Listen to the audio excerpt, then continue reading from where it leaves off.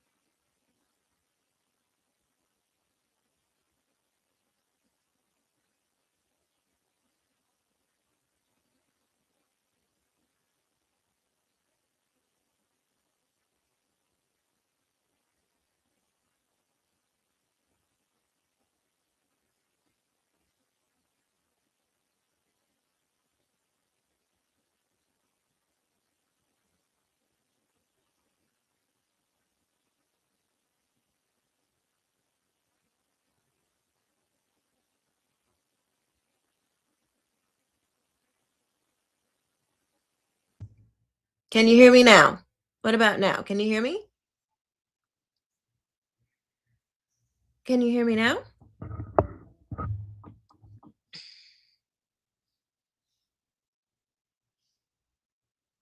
Okay.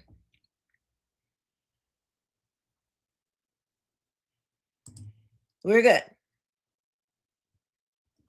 Okay. All right. There we go. All right. Cool, cool. Okay. So what I found was this a 1966 New York Times article where it says this was written by a bunch of Black ministers in 1966. Okay, so if I scroll down here, it says signatory. So we got Bishop John D. Bright, First Episcopal District, Philadelphia, Reverend John Bryan, all these people. Okay, there's a bunch of ministers on here, as you can see. So this article, it says Black Power, statement by National Committee of Negro Churchmen. So this is from Black pastors. So it is unmistakable. This is from a whole group of Black pastors. Okay, now we're not going to read the whole thing. All right, we're not going to read the entire thing, but we are going to read a little bit. It says, we, an informal group of Negro churchmen in America, are deeply disturbed about the crisis brought upon our country by historic distortions of important human realities in the controversy about Black power, the phrase Black power. Jamari, listen, girl, this is okay. So this is what they were saying. They were disturbed about, they have it in quotes, quote unquote, Black power. What we see shining through the variety of, showing through, sorry, it's a little blurry. Showing through the variety of rhetoric is not anything new, but the same old problem of power and race, which has faced our beloved country since 1619. All right. We realize that neither the term power nor the term Christian conscience, okay, are easy matters to talk about, and especially in the context of race relations in America. Yeah, Demaria. The I'm sorry. Um, we realize that neither the term power nor the term Christian conscience are easy matters to talk about, and especially in the context of race relations in America. The fundamental distortion facing us in the controversy about Black power is rooted in a gross imbalance of power and conscience between Negro and white Americans. It is the distortion mainly which is responsible for the widespread, though often inarticulate, assumption that white people are justified in getting what they want through the use of power, but that Negro Americans must either by nature or by circumstances make their appeal only through conscience. As a result, the power of white men and the conscience of Black men, so we got power and conscience, the power of white men and the conscience of Black men have both been corrupted. The power of white men is corrupted because it meets little meaningful resistance from Negroes to temper it and keep white men from something God, from I can't make out. Keep white men from, I can't even make it out. Something God. Um the This gets a little even blurrier. Here's another. We're gonna skip down. I'm gonna put the link for this in the chat, and that way you guys can go and check this out for yourself. Okay, so but here's a part that wait, is this not? Oh yes, I'm gonna share this. Okay, here's a part that it says this is the one of the third pieces of this article in the New York Times 1966. Okay, this is the New York Times 1966. To Negro citizens, right here, to Negro citizens, power and justice, both the anguished cry for Black power and the confused emotional response to it can be understood if the whole controversy is put in the context of American history. Especially must we understand the irony involved in the pride of Americans regarding their ability to cast as individuals. Pride of Americans regarding their ability to act as individuals on the one hand, and their tendency to act as members of ethnic groups on the other hand. Now, remember, this is from a supposedly Christian group of people. So, as Christians, the belief is not salvation through groups. It is not sin. You don't sin through the group. Salvation is personal, it is individual. So, why are they talking like this about the heart of man? As Christians, we understand through the word of God that the only way to for man's heart to be regenerated is not through policy, it's not through organizing, it's not through social action, it is through the regenerative power of believing on Christ and Christ alone. Salvation. It ain't none of this. Okay? So that's how you know something's up. But we ain't even got our big toe all in the water yet, okay? Hold on. All right. So America, wait, let me see. Oh, wait. I'm going to read it again. Especially must we understand the irony involved in the pride of Americans regarding their ability to act as individuals on one hand and their tendency to act as members of ethnic groups on the other hand. This is all an assumption. Okay? You don't really know this. This is just an assumption. In the tensions of this part of our history is revealed both the tragedy and the hope of human redemption in America. As Christians, the gospel is not bound by nations or by it is it has overcome all that. Okay, it's not bound by your social problems. It has overcome those problems. Okay, America has asked its Negro citizens to fight for opportunity as individuals, whereas at certain points in our history, what we have needed most have been opportunity for the whole group. Oh, really? Not just for selected and approved Negroes. Thus, in 1863, the slaves were made legally free as individuals. But the real question regarding personal and group power to maintain that freedom was pushed aside. So, what they're saying is you can't have individual power. You know that Holy Ghost power that we say we have as Christians, that personal salvation, that personal work that God did for us, that gives us power to do all kinds of things in the earth through Jesus Christ. No. You need group power. You didn't know that?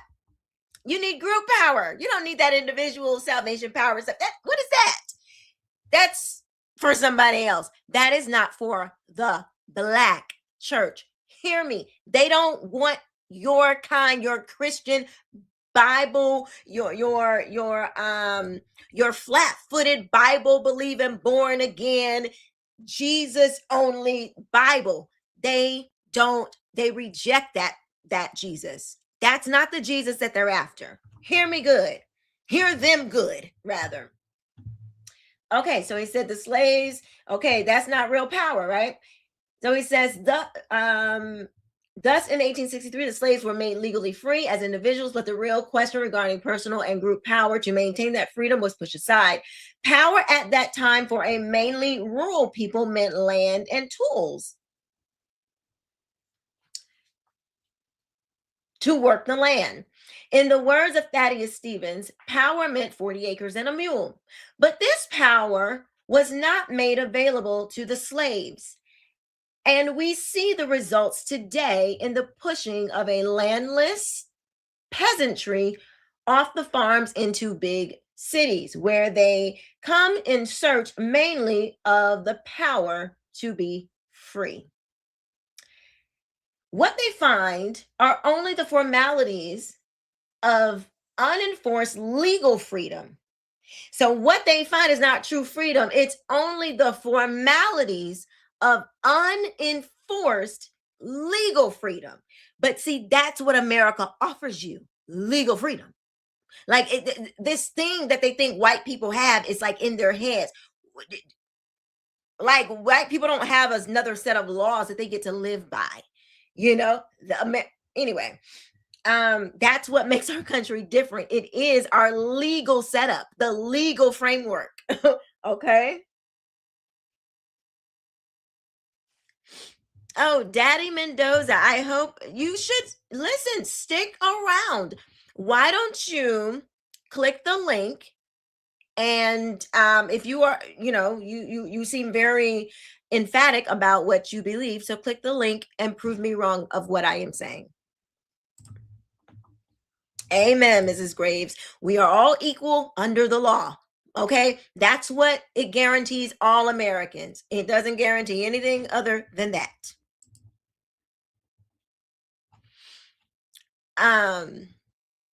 Oh, hey Carmen, what's up?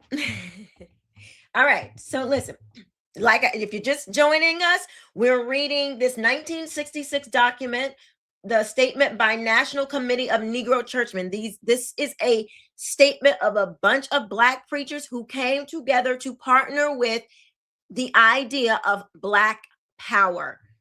Okay, hear me good. This is a 1966 article in the New York Times of Black church, of Black pastors coming together saying, we are now partnering, we agree with the the sentiment of Black power. All right.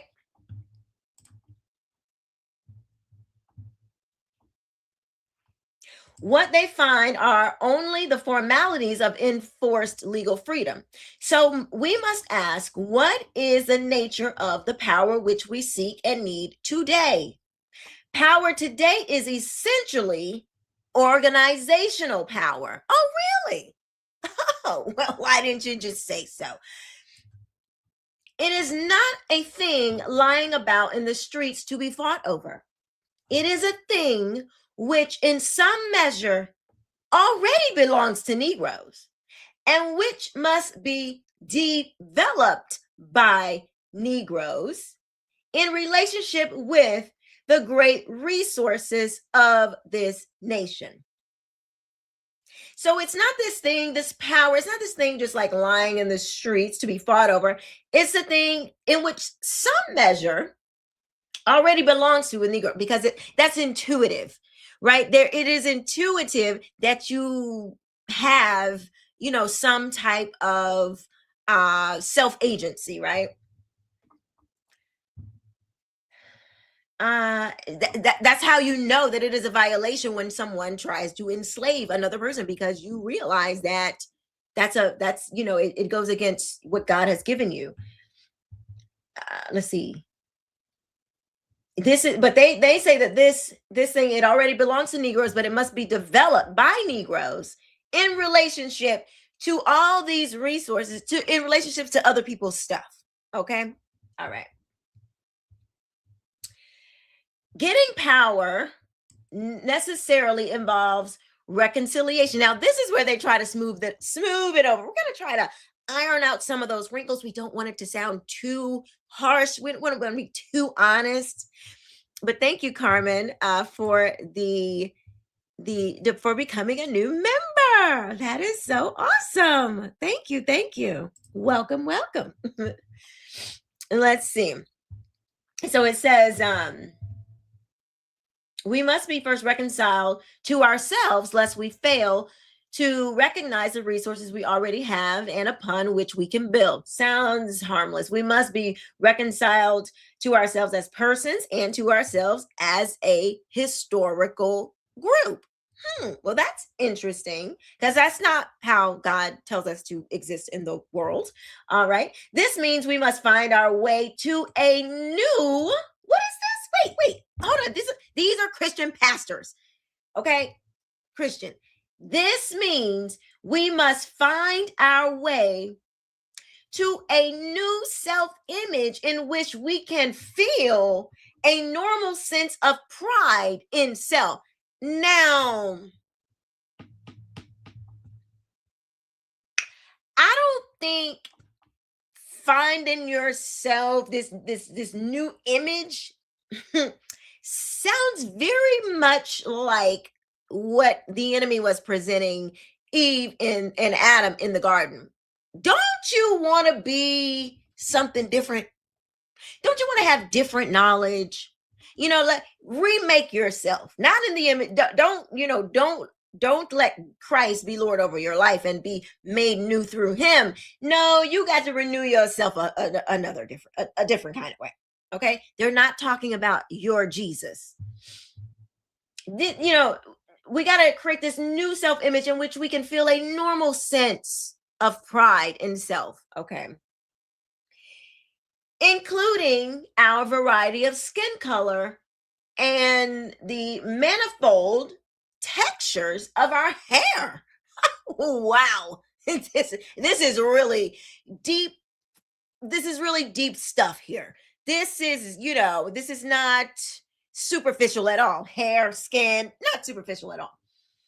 As long as we are filled with hatred for ourselves, we will be unable to respect others. No, sir. As long as you are unregenerated, you won't be able to respect yourself and respect others. Okay. At the same time, if we are seriously concerned about power, then we must build upon that which we already have. Oh, I thought wait, now y'all, so you do have power, but you're oppressed too. Okay, you do you. Okay. Black power is already present to some extent in the Negro church, in Negro fraternities and sororities, and in our professional associations, and in the opportunities afforded to Negroes who make decisions in some of the integrated organizations of our society. That's so bizarre that you think you're oppressed and you got all this. But anyway, we'll keep reading. We understand the reasons by which these limited forms of Black power have been rejected by some of our people. Too often, the Negro church has stirred its members away from the reign of God in this world to a distorted and complacent view of an otherworldly conception of God's power. We commit ourselves as churchmen to make more meaningful in the life of our institution our conviction that Jesus Christ reigns in the here and now, as well as in the future he brings in upon us. We shall therefore use more of the resources of our churches in working for human justice in the places of social change and upheaval where our master is already at work. Wow.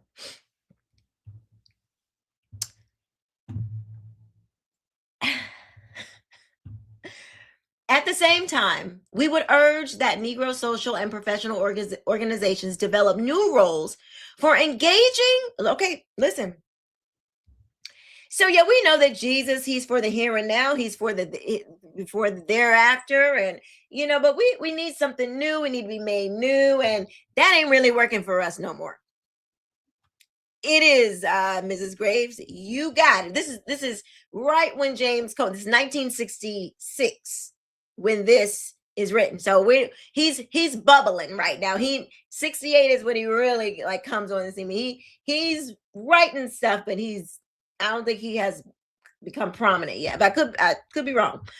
But listen to this. It says, at the same time, we would urge that Negro social and professional organizations develop new roles for engaging the problem of equal opportunity and put less time into the frivolity, I'm saying that wrong, of idle chatter and social waste. We must not apologize for the existence of this form of group power, for we have been oppressed as a group, not as individuals. We will not find our way out of that oppression until both we and America accept the need for Negro Americans as well as for Jews, Italian, Poles, and white Anglo-Saxon Protestants, among others, to have to have and to wield group power. I'm going to skip down to the end.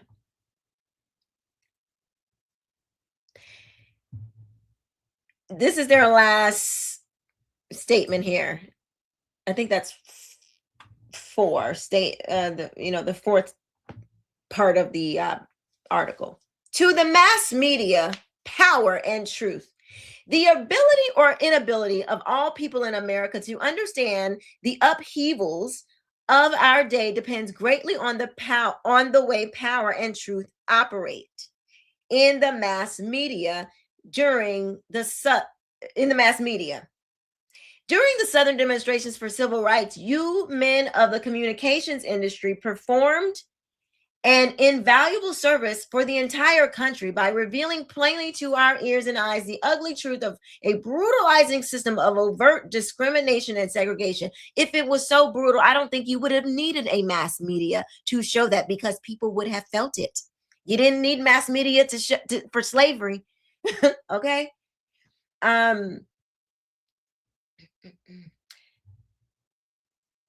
Many of you were mauled and injured, and it took courage for you to stick with the task.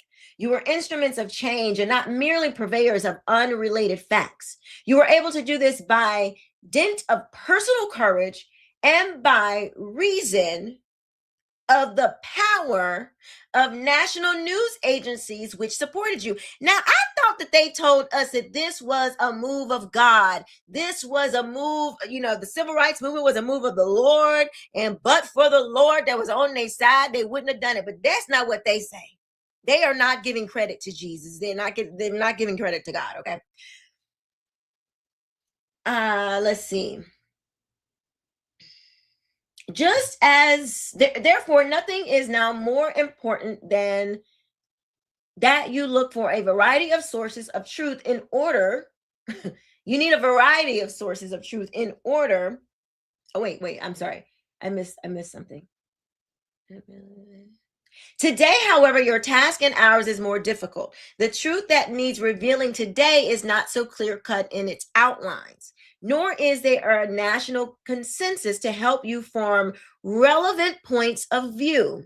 Therefore, nothing is now more important than that you look for a variety of sources of truth in order that the limited perspectives of all of us might be corrected.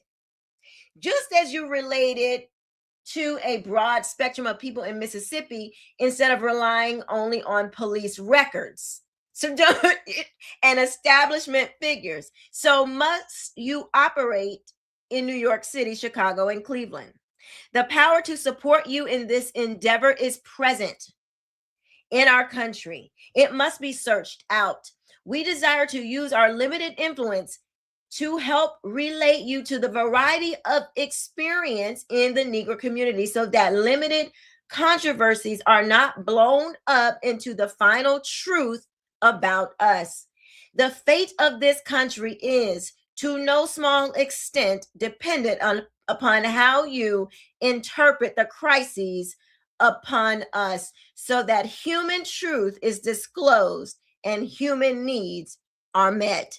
Ladies and gentlemen, this is the Black church coming into agreement with Black power.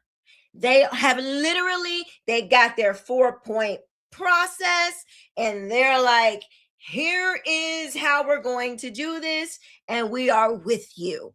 That is what this article says. We're not done yet. We're still just beginning. Take a look at this. Earlier this month, over 700 churchmen from all denominations gathered in St. Louis, Missouri, at the Gateway Hotel to discuss the question of the church's part in the Black liberation movement. Keynote speaker Vincent Harding of Spelman College summed it up this way. Time when we cannot afford the luxury of jibing each other. I wonder if we know and if we're ready to deal with and face the fact that there are a lot of black folks who can't believe that there is a Lord, and certainly not a precious one.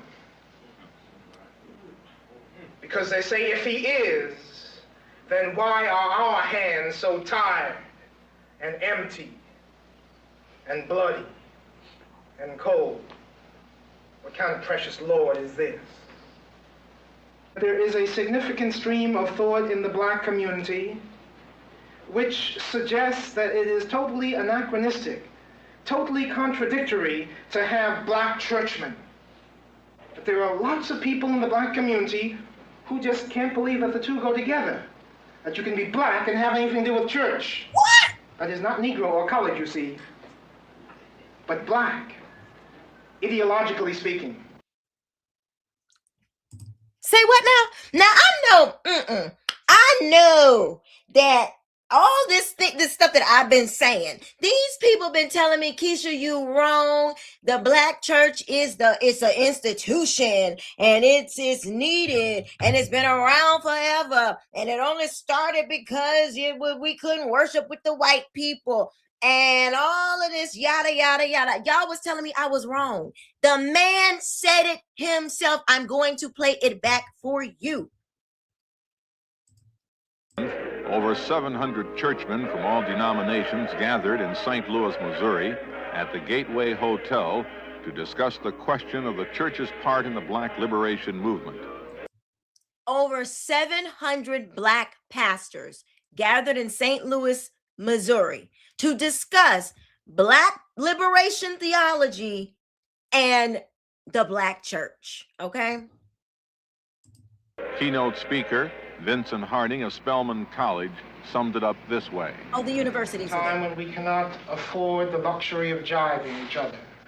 I wonder if we know and if we're ready to deal with and face the fact that there are a lot of black folks who can't believe that there is a Lord, and certainly not a precious one. There's a lot of black folks who cannot believe that there's a Lord, and certainly not a precious one. You know, precious Lord, take my hand. Thomas Dorsey, you know, yeah. They don't believe that. Because they say if he is, then why are our hands so tired and empty and bloody and cold? What kind of precious Lord is this? What kind of precious Lord is this? There is a significant stream of thought in the black community which suggests that it is totally anachronistic, totally contradictory to have black churchmen. But there are lots of people in the black community who just can't believe that the two go together, that you can be black and have anything to do with church. That is not Negro or colored, you see, but black, ideologically speaking. Ideologically speaking. They're not talking about you being black in color. They're talking about you being black in ideology. You have to be black in your ideological way of thinking.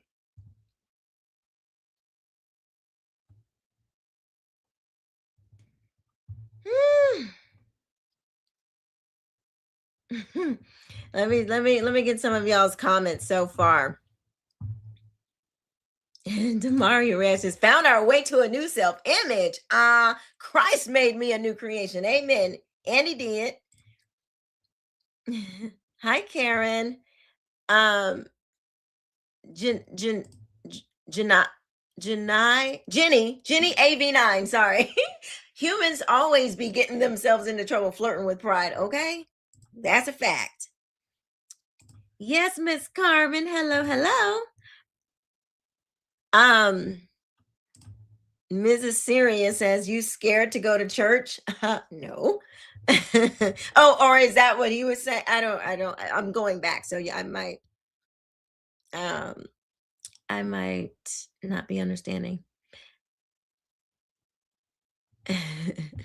Uh-oh, Megan had to put homeboy in timeout. Let's see.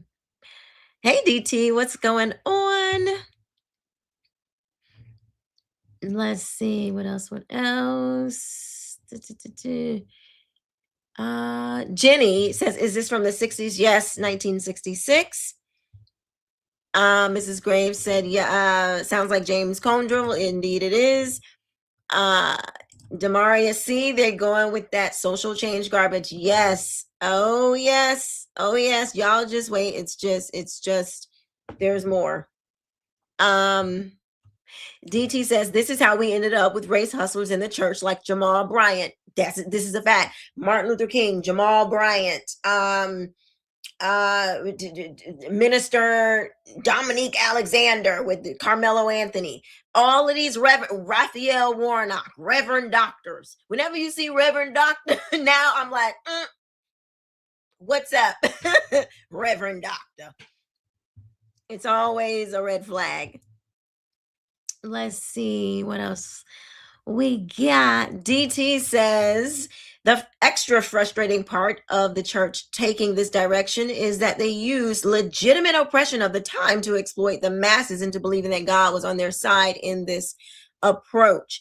The way that they're talking, I don't know if you were here when we were reading the article. In the article, they're like, we got all this stuff. We got a lot of power. We just want yours too. You know, like, go rewind it a little bit. They were saying, we got all this stuff. I don't think it was as oppressed as they are trying to make it sound. Like, these people, they're at Spelman. This is 1966. This is not 1866. They're in college or at Spelman. They got all of these different things that they've had since the early 1900s and built upon. Let's see.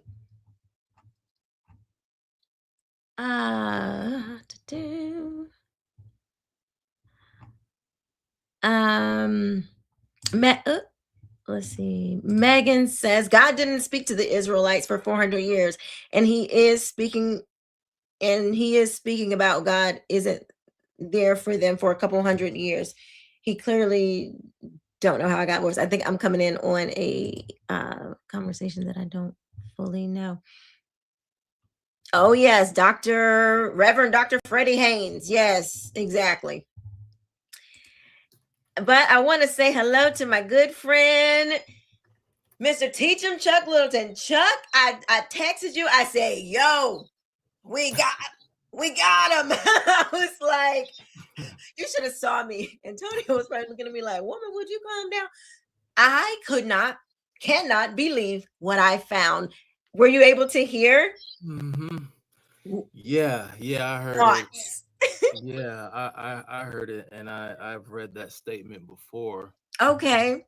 Yeah, one thing I'm surprised by, and maybe you didn't know, so I'm going to share it with you in the audience. That of course, this was 67, so 66. 66. Sorry about that. Yeah, and so of course, none other than the illustrious Dr. Reverend Martin Luther King Jr. was asked to be a signator on the Black Power statement as well. Mm-hmm. And what happened though? What happened, Chuck? Well, he the story goes according to his one of his top lawyers, or his main lawyer, Clarence B. Jones. I believe this is how this information has come down to us. But Stanley Levison, King's major financier, backer, financially speaking, and top advisor, speechwriter, ghostwriter, etc., warned him against it. This was the late 60s were approaching. This was a few years after the March on Washington, and King was beginning to ramp up his radicalism. He was becoming more overtly radical, and this was to the chagrin of Stanley Levison, who was telling him, "Hey, now is not the time. You must be a bit more hesitant and disciplined." And King was growing ever more impatient with this. He was ready to come full-fledged.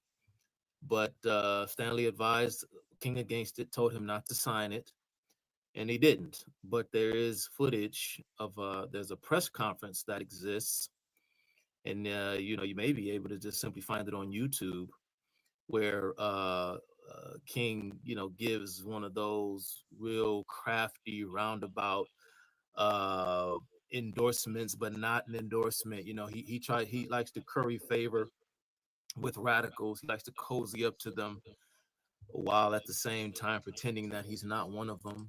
But again, constantly and consistently makes excuses for them. And so King was involved with that as well. And I do not believe it is coincidental that what you played there with all these pastors coming together at what was it, Spelman? You said it was Spelman College? Well, the Vincent Harding, who was the lead, the host, I guess, the speaker, he was from Spelman, but they were in St. Louis at the St. Louis Gateway Hotel. That's where the conference was. Okay. Oh, yeah, I was unaware of where that footage was being shot. I wasn't sure if it was at Spelman. Again, I found it a little bit weird if it had been at Spelman, because of course, being an all girls institution. But of course, by then the HBCUs had really begun to fall by the wayside. Spelman chief among them. Howard, of course, Howard is where none other than Stokely Carmichael would graduate from. Mm-hmm. I don't remember the precise year. If I had to guess, I would say 64 maybe. But after he graduated from Howard, he began to take up another bigger role in the Student Nonviolent Coordinating Committee, and he and John Lewis would subsequently butt heads internally for who would control SNCC moving forward. The late John Lewis portrayed himself as a religious man, but of course, he wasn't. John Lewis was another Highlander school alum, and so he was trained in the art of agitation through nonviolence. But John Lewis was, I guess, politically crafty enough to know that you at least have to play the role of the religious figure. All the while, there were elements within SNCC that were overtly anti-religion, not just non-religious or simply agnostic or what have you, but they were hostile to religion, being the Marxists that they were. Stokely Carmichael, of course, chief among them. And so this is when you begin to see this split occur, and many of the old guard from within SNCC were ran out.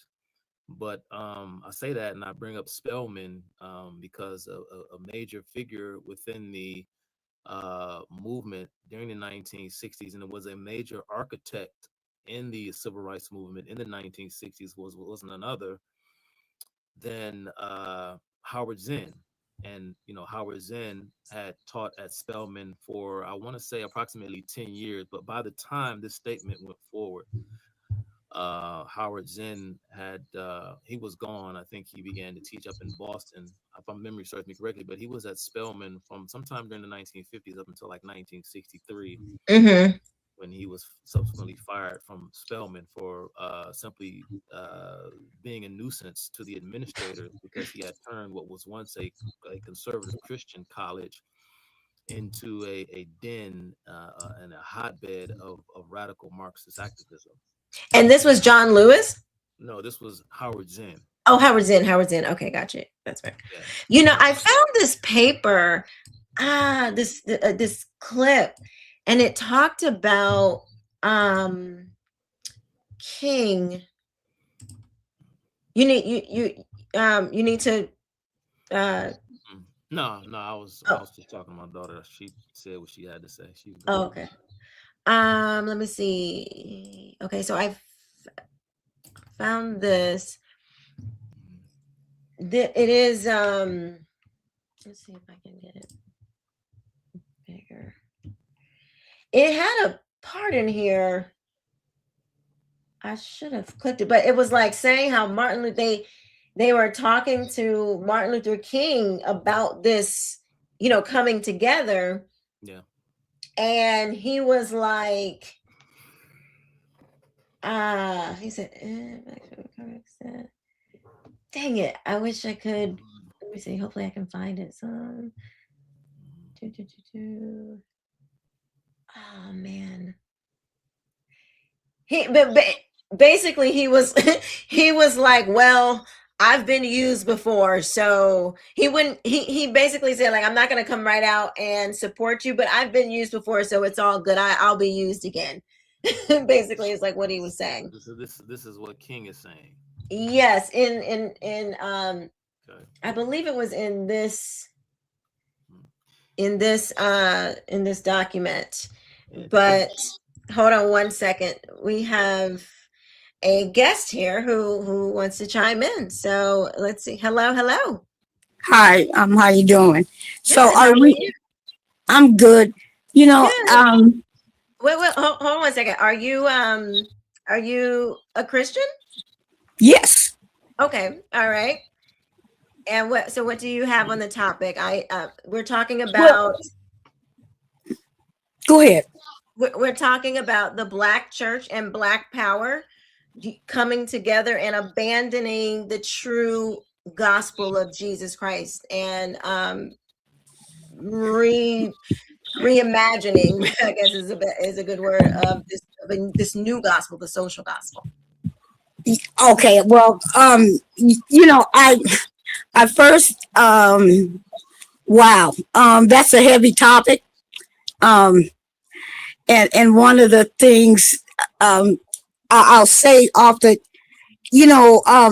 it's really about, for me, it's really about how do I go about exploitation in the church, and how society and all of the Black empowerment piece, it has interrupted the church because there's a big turnabout now in the church, and I really have to stay with the church of Jesus Christ. I mean, I study spirituality, woo woo woo. I'll listen to the podcasts about Black Power and Martin Luther King. Everybody made the decision. When I heard that about Martin Luther King, I didn't know that. But at the same time, he was exploited. All those guys were. That was the game. Exploitation was the game that these people played. And so I want to, and so the other thought is that this is always been my comment. When Aretha Franklin's dad allowed the studio to come in, and the TV and the radio to come in and record Aretha Franklin singing, that was the first. I mean, one of the first in my era. That was the first mistake, and I say mistake for lack of a better word right now, because I haven't thought it all out. I mean, with you guys in your context, but see, when they went in there and when other people went in there and started filming, soon as they see something that they could exploit, they start exploiting it, right? And they start using it to their advantage. The other Christian world is way far ahead of us. So when you say other, are you meaning like white people? Is that what you mean? Or well, yeah. I'm speaking more of the white culture that does, because if you look at Jimmy Graham and all of the rest of his little crew, they never liked Black people anyway. Now, I'm trying not to be controversial. I'm not trying to be super controversial, but yes, the other white Christians, because there's a whole host of things that have happened. And if we don't come together and decide this, we are standing on the wings of Jesus Christ. So let me ask you then. So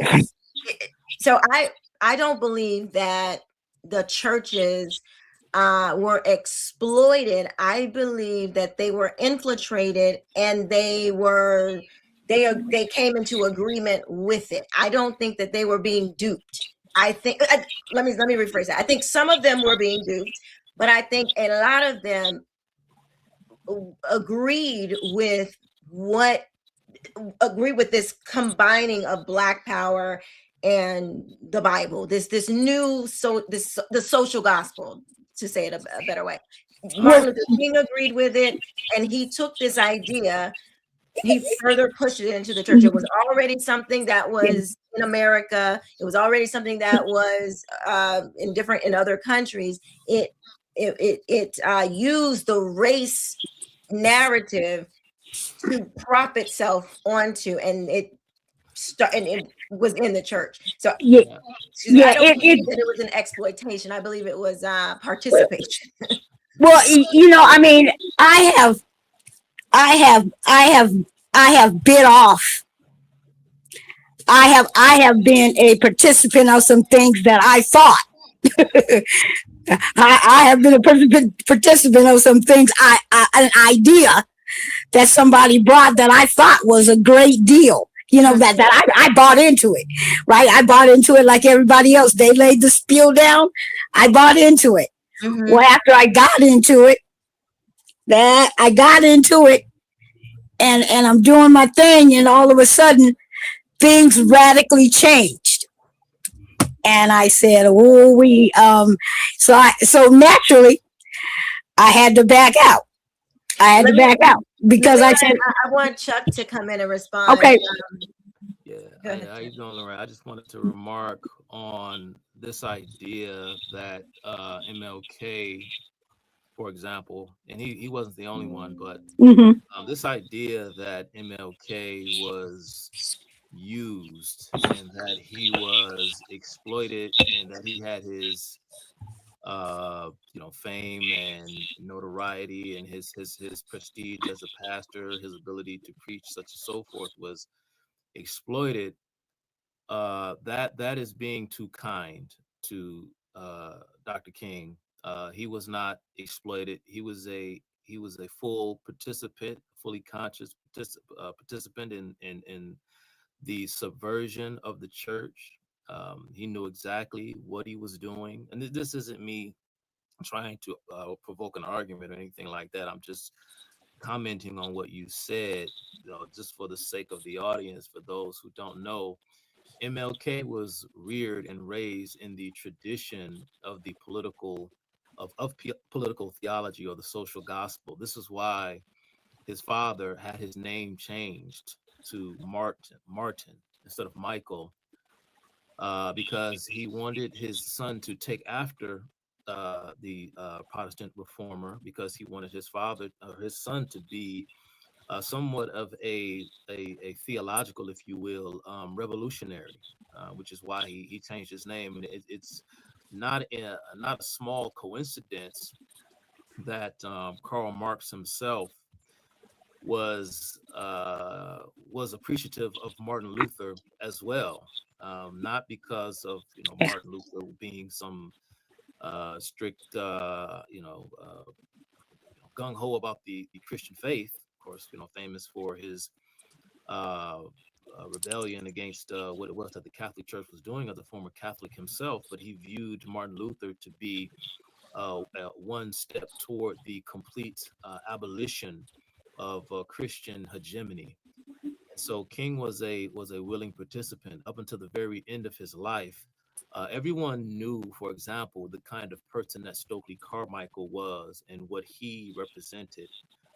And in the last year, I mm, would say, of Dr. King's life, he was trying very, very desperately to get Stokely Carmichael under his influence, because he wanted to use Stokely Carmichael's growing political popularity to help further his Marxist agenda that he believed that he could lead from the pulpit. And this is evidenced by the fact that during one of King's last round trip, he would kind of go around the world, go around the country, making appearances and making speeches and so on. There's actually a declassified FBI transcript of MLK in a one-on-one conversation with both Stokely Carmichael and H. Rap Brown, where King is requesting that Stokely and H. Rap, that the two of them join forces with him, and that they pretty much take orders and dictates from him. There was no attempt to distance himself from Carmichael. He very much wanted Carmichael to be a part of his political and social coalition. So I just wanted to put that out there, that King was not used. He knew exactly what he was doing, and his goal and purpose was to deliberately subvert the church. oh, to subvert the. What do you think about then? What do you think about Bernice? What do you think she's doing? Bernie, what's that? What is his daughter, Bernice, right? his daughter, his daughter. Yeah, I've heard some of the statements and things like that she's been making lately, and I mean, she seems to be. There's no other way to put it. I mean, she seems to be a chip off the old block. I mean, this is what the King family. Yeah, this is what the King family is doing, and this is what the King family has done.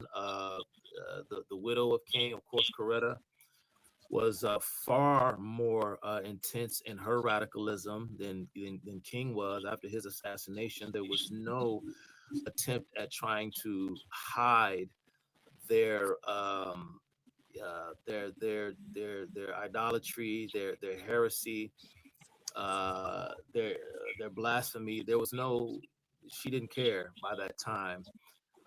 Like I said, joining arms with the likes of individuals like Angela Davis, Mhm. criminal, a fugitive, a domestic terrorist.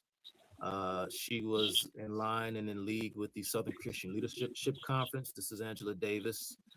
And in the wake of King's assassination, you had the Southern Leadership Conference, which at that time was being led by Reverend Ralph Abernathy.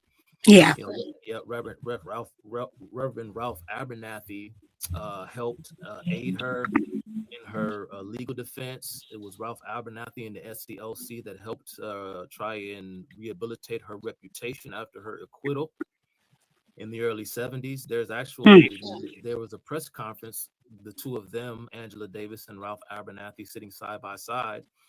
And Angela Davis is openly admitting to being a communist and saying that she appreciates the fact that Abernathy and the SCLC did not see fit to distance themselves from her because of her membership to the Communist Party. And so this is just the legacy of the Southern Christian Leadership Conference. King, his entire family. I mean, this is what the King family has been about since the days of Dr. King's grandfather, even, who was a Yeah. pivotal Yeah.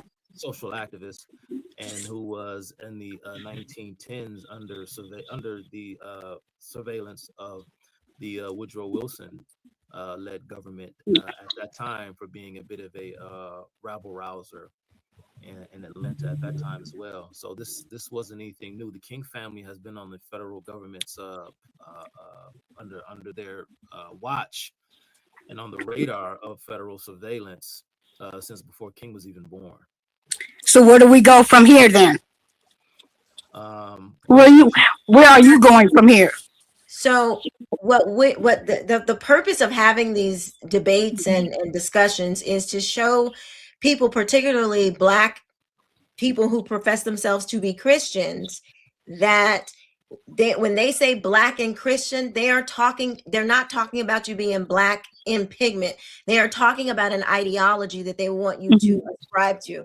And so we're saying we reject all of that. If it's not biblical, we reject it. We don't believe that just because we happen to be Black that we are oppressed, because our King says that we are more than a conqueror, that we can overcome the world because he has overcome the world. So we don't come into agreement with what the world says about us. We want to stick to the Bible and what God says about us. He is the one that defines our identity. He is where we get our identity from.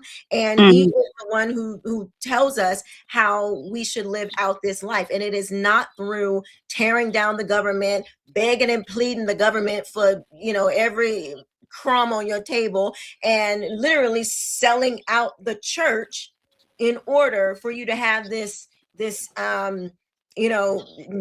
worldly power, when the Holy Spirit lives inside of you that is far more powerful. Why would I trade the Holy Spirit power for some earthly power? And so we just reject all of that, and we believe in the Bible. We don't, and so that's where we're going to God. So what about you? Where are you? Where do you see yourself in this?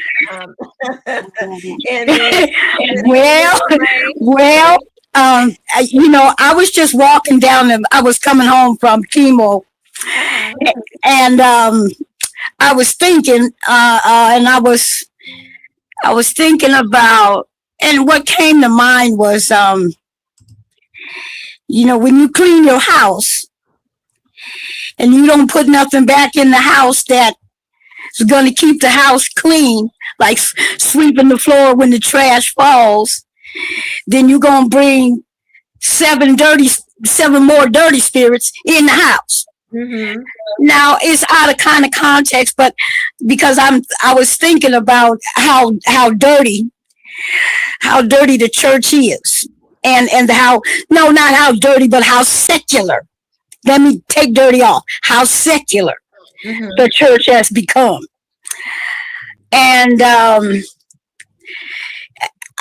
think it started from I seen some boys break dancing. You know, just back to the break dancing and the meme dancing in the church, and it was so, the body was gyrating in a way that I just said, okay, I can't do that. I can't get with that.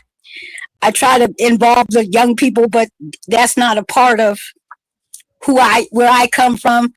Mm-hmm. And so I stay with Jesus Christ. I stay with the Bible. I'm of Jesus Christ. And so I've been looking for a preacher, right? A minister to just watch every day. And I've watched a lot of them. And, you know, I've stuck with, he's pretty controversial, but I stick with Reverend Steve Darby from Kentucky, Ohio. And he died about 7 years. Controversial. Well, I think a lot of people, I've been seeing that, I don't think he's controversial at all. Mm-hmm. I love this guy. I love everything this guy says. But a lot of people, I'm beginning to see, I go back and listen to his tapes, his sermons from the time he died, which was 7 years ago, back to 12 years. And everything he preached about from 12 years down to his 7th year before he died was case on straight. It's going on right now today. So so my mission has been in my head, not anywhere else, but my mission in my head is how can I build that type of church with him, to study under his old ministry and bring his old ministry back up to date. Because these guys, the church is way, I say that because I grew up in AME. Mm-hmm. I grew up in AME.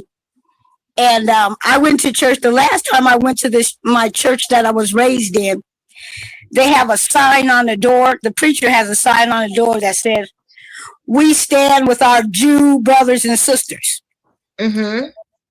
You know, which is our neighbors. Which all the Jews own the whole neighborhood around the church. The church could have bought it 60 years ago before they. Anyway, that's another story, Tanya. Get back to it. Okay, so anyway, they stand with the Jews. Mm-hmm. I said, okay, now they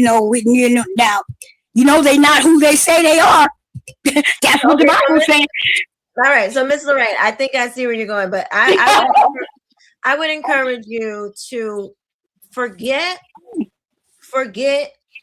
all of that. Honestly, go to the one who made you. The God of the Bible is a personal God. He says, if you ask me for wisdom, I will give it to you liberally, freely. I'm going to give it if you ask me. I would strongly suggest that you wring your heart before the Lord. Ask God to reveal to you what he would have for you to do in the earth at this time. What are you to do right now? If you learn who God is, his character, how he moves, what he does, what he thinks, that you will instantly know when something is not correct. God will never leave you, never forsake you. He's not going to allow somebody to lead you in the wrong direction. But if you aren't aware of his word, if you don't have his word in you, you won't know when somebody is deceiving you. You won't be able to tell. So God says, do not be ignorant of Satan's devices.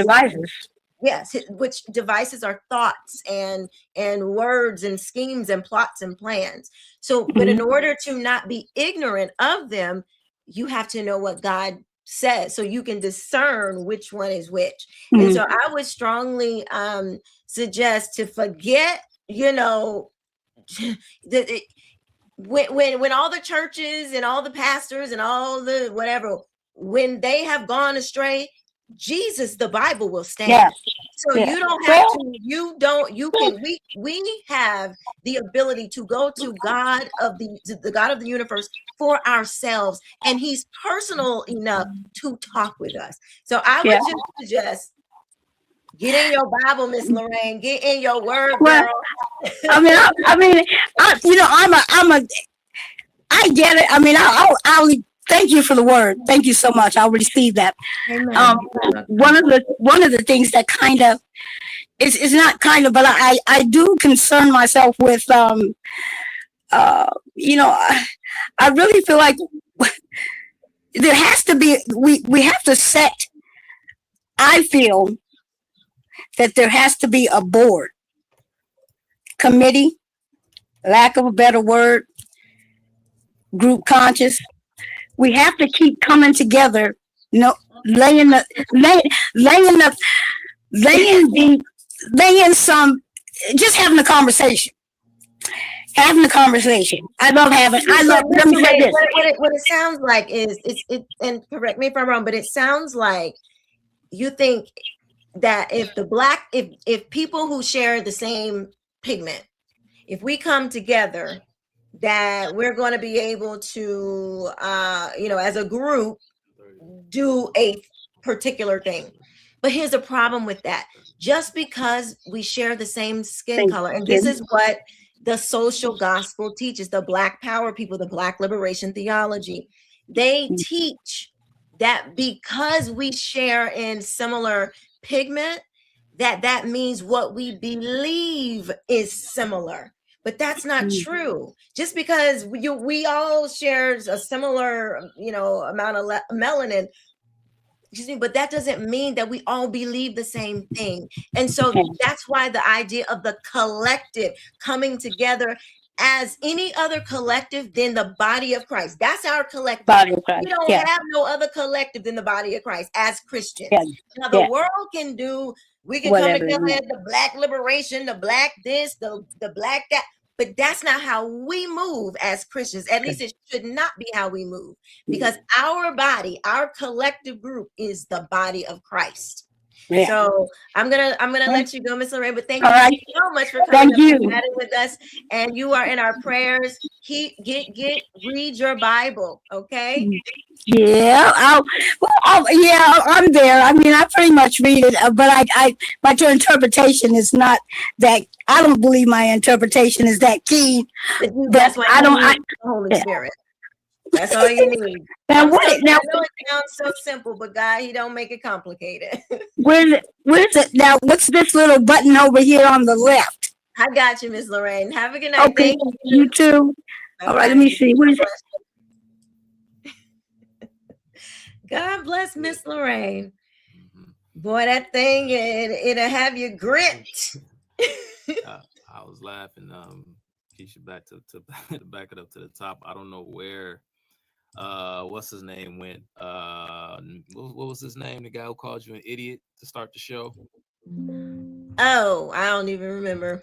Maybe he didn't come in and maybe he didn't give himself time to get the lay of the land. I don't know, but I'm thinking in my head, I'm saying, bruh, maybe if you came in so eager to argue and fight, maybe if you took your time and observed and listened for a minute or two, he would have realized that, that's what you're trying to do, is to clear up all the fuss and all the nonsense and all of the division within the body. You're criticizing the folks who are the source of the division within the church, and not just, never mind division within the church, because they are their own separate church, and they're trying to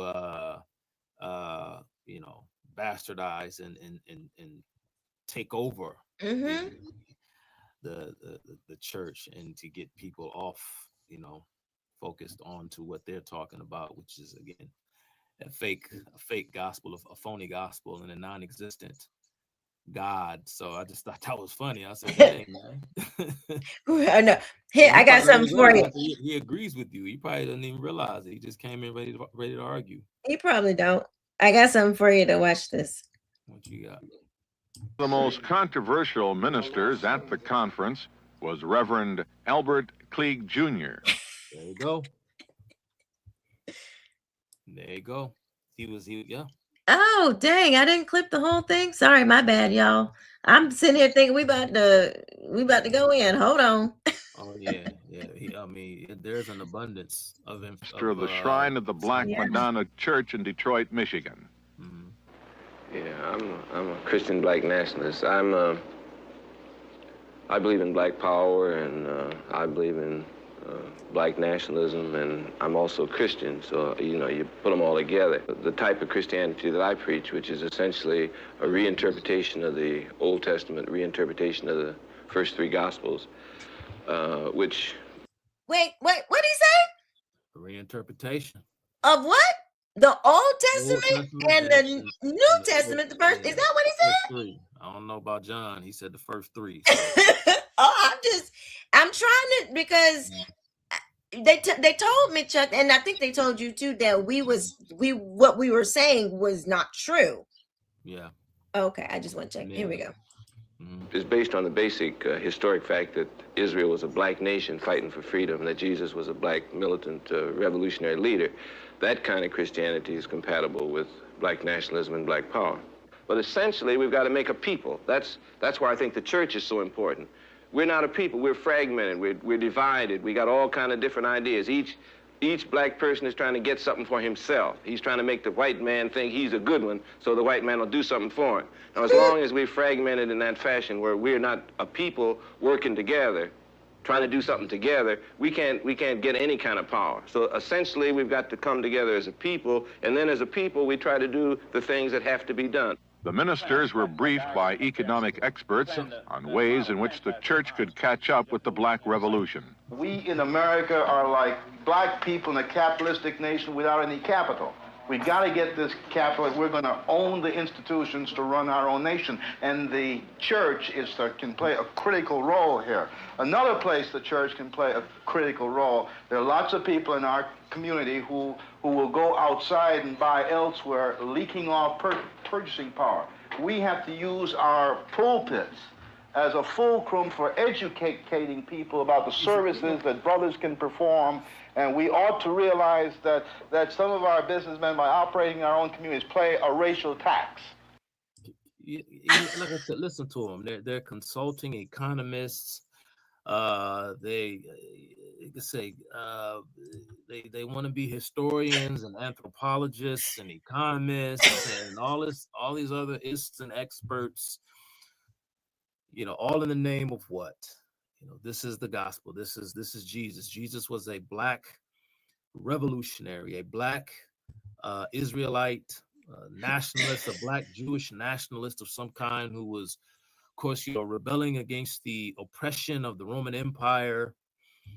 And we are to take his example and use it as fuel, as fodder to support this notion that, you know, we ought to join in on the revolutionary struggle. But notice, but see, they avoid, but they say these things, Quisha, all the while. For all of you who say, I myself, you know, Chad, I'm a part of Chad's research team. People say that, well, we don't know what we're talking about, because when these people are asked outright if they're Marxists, they say no. They say no. Excuse me, really? No, but you say all of these things indicating that is exactly what you are. But when I ask you outright, when you deny it, or if you deny it, then I'm supposed to take that to the bank. Did you hear what he said? Yeah, I heard He exactly said we what got he to use the pulpit as a fulcrum. As a fulcrum. Yeah, it That's a reminds prop. me. Yeah, it reminds me. I'm sorry. I'm gonna jump off the live in a second, because I got my wife. She was supposed to pick my daughter up from somewhere, but she's not feeling well, so I'm gonna do it for her. Okay. I'm gonna come back and join up with you. It won't take me that long. I'll be there and back in 20 some odd minutes, something like that. If you're still live, I'll jump back on. But Okay. it reminds me of something. He wasn't black, but you know, set King aside, set Albert Klieg and Cohn, a lot of these other individuals aside for a second. Probably the most infamous proponent of liberation theology was none other than the infamous Jim Jones.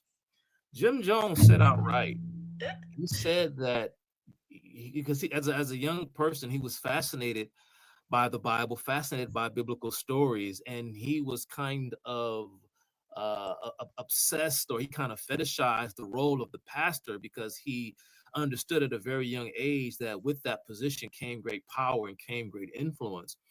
And once Jim Jones was turned on to Marxism, he asked himself, and there's an actual interview, there's a recording of him. I don't know if he was being interviewed, but I heard the recording with my own 2 ears. It wasn't AI, it was genuinely Jim Jones. Mm-hmm. And he said that he had a thought, he had an idea. He was asking himself, how do I get people to buy into Marxism? He said, I got it. I'll use the church. And I said, I'm not paraphrasing him. I'm not Wow. paraphrasing him. You can probably find the quote if you looked it up. Jim Jones said that I was asking myself, how am I going to get people to buy into Marxism? And then I said, aha, I can use the church. That's exactly what he said.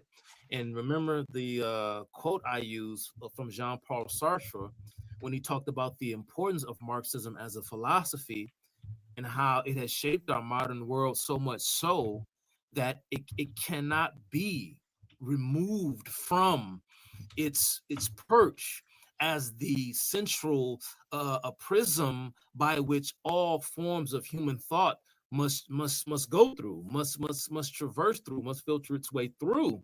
And so as a result, instead of denying, talking about many of these Christians, Black Christians, instead of denying it, they simply do a bait and switch and redirect the debate and redirect the conversation by attempting to claim that their inspiration does not come from Marx, but to quote Dr. King, my inspiration, this was a quote, my inspiration does not come from Marx, it comes from a man named Jesus, unquote.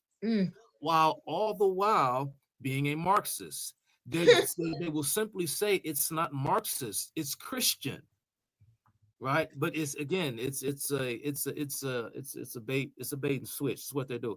But yeah, Quisha, I'm gonna come back and try to join up with you later. And if you're still on Okay. this topic of Black Power, I want to Mm-hmm. dive into this a little bit more, because a couple of Mm-hmm. shows ago, somebody questioned you about Black Power. Someone in the comment section, and we keep trying to educate and put this information out there, what Black power means. How does one seize Black power, right? Mm-hmm. Who's Black, right? As you heard Klieg there, Detroit's own Klieg, Yep. founder of the Church of the Black Madonna. You hear him talking about, we all must come together, we all must do this, and we all must do that, and we have to have a collective goal and a collective plan. And so the question then, well, what do you call these people? What do you call this group? Well, you call them Black. You see, that's the new tagline that is Mm-hmm. used to designate all of these individuals who are no longer Negroes, because that term represents the old shuffling Uncle Tom go along to get along Negro, right? The Negro that built not just the Black Wall Street, which is the Greenwood district in Oklahoma, but I'm talking about the hundreds of prosperous Black neighborhoods across Come the on country. now. They didn't want to do that anymore. They wanted to be activists and revolutionaries now, because Mm-hmm. they realized that, and this was white communists, Black communists alike, they realized by about the 1940s, 1950s that capitalism was working, and they had to step up and do something about it. And so what they did was they tried to separate the children, to separate the youth from their parents. And so in many respects, the civil rights movement, the liberation theology movement was a youth movement that was meant to, again, separate one generation, the baby boomers, to separate the baby boomers from that World War II generation. So we'll get into Black Power, like you say, and what that's about, what that all means, and who popularized it, who came up with the terminology. Yeah. Very, very, I'm very gonna be interesting. playing some more clips. So if you can pop them on, or can Yeah, listen while we yeah, talk. I'll be listening, and if I may promise you, this is my last thing. I like to give a little bit of context, because I mentioned Howard Zinn earlier, Mm-hmm. and here's something that Howard Zinn wrote. It goes back to what I just said about capitalism working, and this is what really upset the Marxists in the 40s and 50s, and they said after World War II they came up with a new game plan. Here's something Howard Zinn, the author of the A People's History, right, one of the most influential Marxists of the 20th century. Howard Zinn said in a 1959 article for Harper's Monthly, this was his interpretation of the events going on at the time in Atlanta when he was teaching down at Spelman. For all of you who think that Black folks had a problem in the 1950s and they needed this movement, they didn't. There was no oppression going on. That was a lie. Here's what Howard Zinn had to say. Mind you, his communist bona fides are not to be questioned. Here's what he wrote in Harper's Monthly in 1959 in its August issue. He says, racial barriers were coming down in the post-war years, thanks in part to capitalism. Southerners' concerns with profit-making, peaceful coexistence, manners, law and order were naturally leading to improved race relations and increased voting power and economic power for Blacks. When a bold Negro student would take a seat in a white section of a bus, no one said anything, and Black bus drivers were accepted. Growing Negro purchasing power meant that at Rich's department store in Atlanta, Black women tried on and purchased the same clothes as white women, and that white salesmen sometimes addressed Negro customers with "yes, sir." White men made deliveries to the back doors of homes of affluent Negro lawyers, and white employees of a contractor dug ditches on the campus of a Negro university. It was working. Black folks were prosperous, and there were white people in the South that were serving them and referring to them in terms of "yes, sir, no, sir." This was Howard Zinn's observation in 1959. But I'll be back, Quisha. Yeah, they think we were oppressed forever and that we didn't even have a voice and all this other stuff. But okay, see you. All right.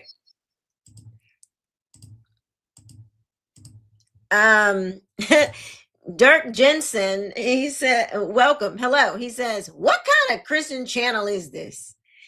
We are a Bible believing channel. We believe the word of God. We reject Black liberation theology. We reject any ideas that are not Bible, that are not Bible based.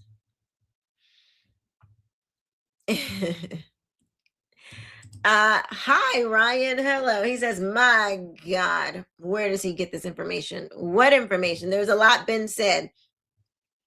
Let me play you guys this another clip from this conversation. Let's see. I thought.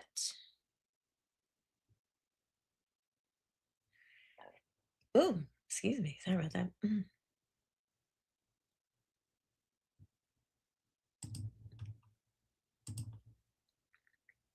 Oops. Sorry. 1 second, y'all. Go ahead and hit that like button and share this video out if you have not done so already.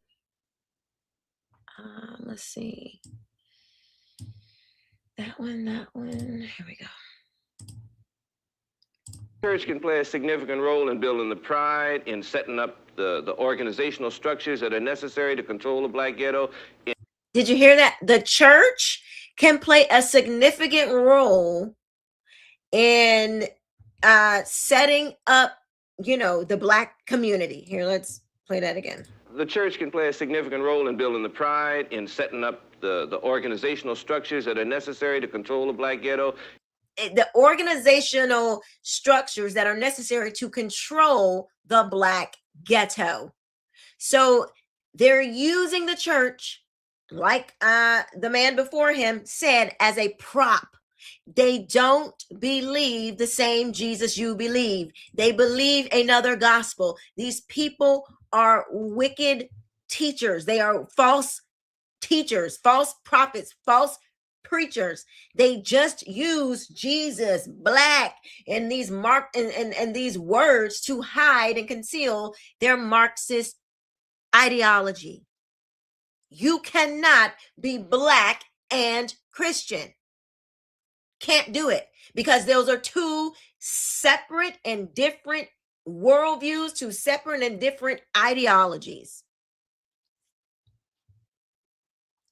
Ryan, what are you talking about? Hence why who blew up the churches? In formulating programs and putting money into these programs, the church can play a significant role in doing all of them.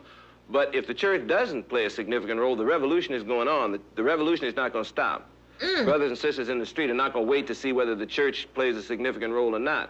The revolution is going on. The church can either step in and guide and lead and help, or the church can die. A racial slur. Did you hear that? Did you hear that? The church can step in. You can either get on board or get out. But either way, we're taking over this thing. You can either ride this train with us, or you got to go. We're taking over the church anyway. And the devil is a liar. The devil is a liar. These people are wicked people.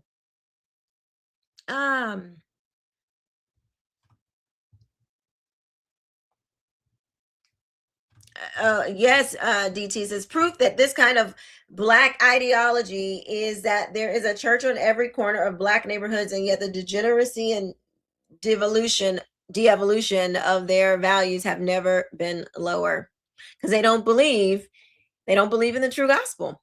They believe in the collective, all that kind of stuff. Hey, Katie, no, the church should not be used for politics. I don't believe that the church should be used for politics at all. I believe that the church, the members of the body of Christ should participate in politics, because this is how, these laws are going to govern us. So yes, we absolutely should participate, but I don't think the church should be used for politics. No.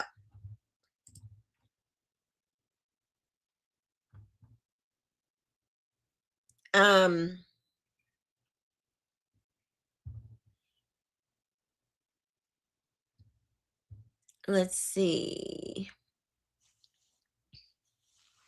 Ryan says, who was the only people blowing up churches? Let me guess. Black people. What is that? I don't know. What does that have to do with anything? What is that? What does that mean? Mrs. Graves says, it's been a revolution for 70 years instead of sin, redemption, repentance, salvation, shame for sinful actions and behavior. Okay. That's what they want. That is what they don't want sin. They don't want to accept that sin has been dealt with by Jesus. They don't want his free gift of redemption and salvation, and they definitely don't want to repent. And they do not feel shame for their sinful actions and behavior. They don't want our God. They don't want our Jesus. They want to use Jesus, the real, true, and living God, for their Marxist revolutionary purposes. I don't know how much more they can tell you. They're literally saying it for all of you who don't believe what we have been telling you.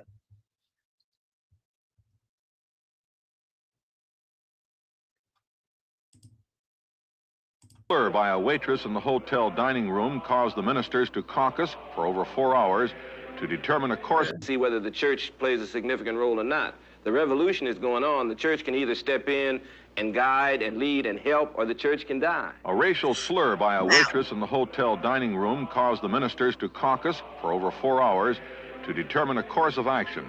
The result... A racial slur.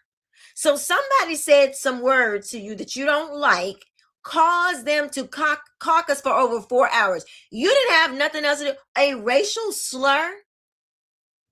Yeah, that's you define freedom as being able to control other people. That's how these people define freedom. Exactly. 4 hours for a word. Not the gospel, not the word, but a word. You won't even spend 4 hours at church. You will not even spend 4 hours at church. You don't even like to spend 2. The American church, we looking at our watch 30 minutes in right after worship. We like, time to go. 4 hours over a word. Thank you. Man, crazy. It was a traditional sit-in the hotel lobby, the kind that made Reverend Martin Luther King Jr. famous as an apostle of nonviolence. But Martin Luther King is dead, and many say nonviolence died with him. Indeed, the whole question of church leadership in the liberation struggle has been openly challenged by many, particularly the activists.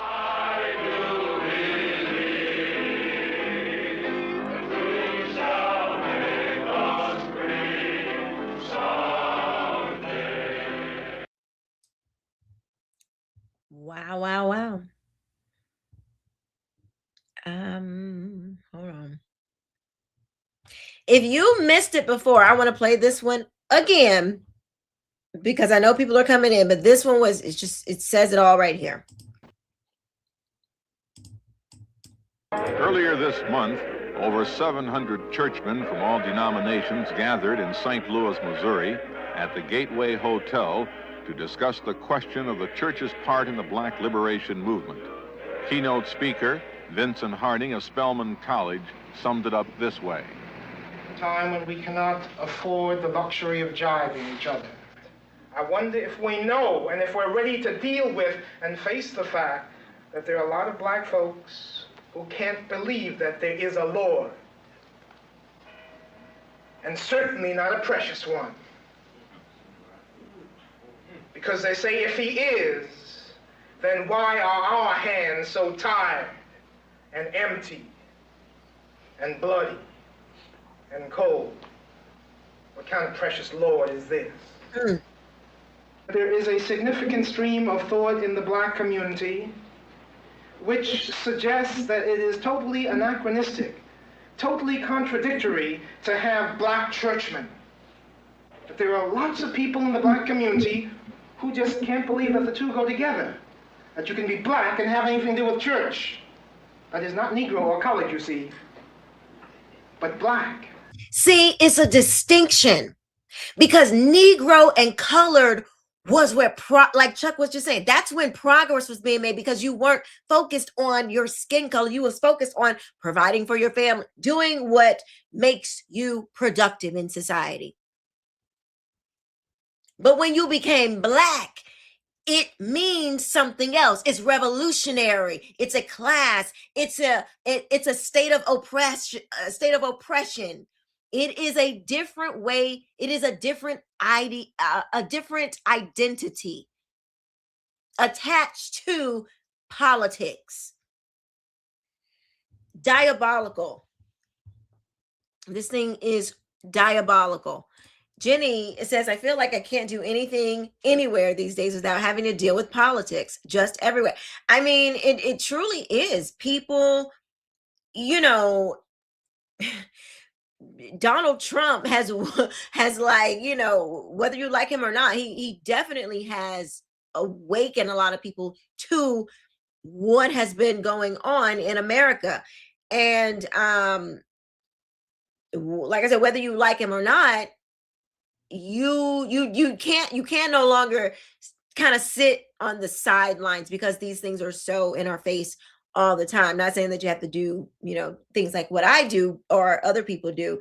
And I want to say, even with this uncovering or exposing of all of this wicked stuff that's been going on in our country, there are still people who are going to subvert, still grift, still do all the things that people have done throughout time when movements start, when people are starting to wake up. The enemy don't sit back and say, okay, they got it now. No, he tries to find other people to use so he can sift them like wheat and use them to sow discord and corruption into different movements and stuff.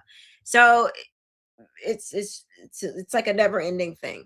But the man says it. There is a distinction between Negro and colored and being black. Who wants to, Ryan, you got a disagreement with that? The man just said it.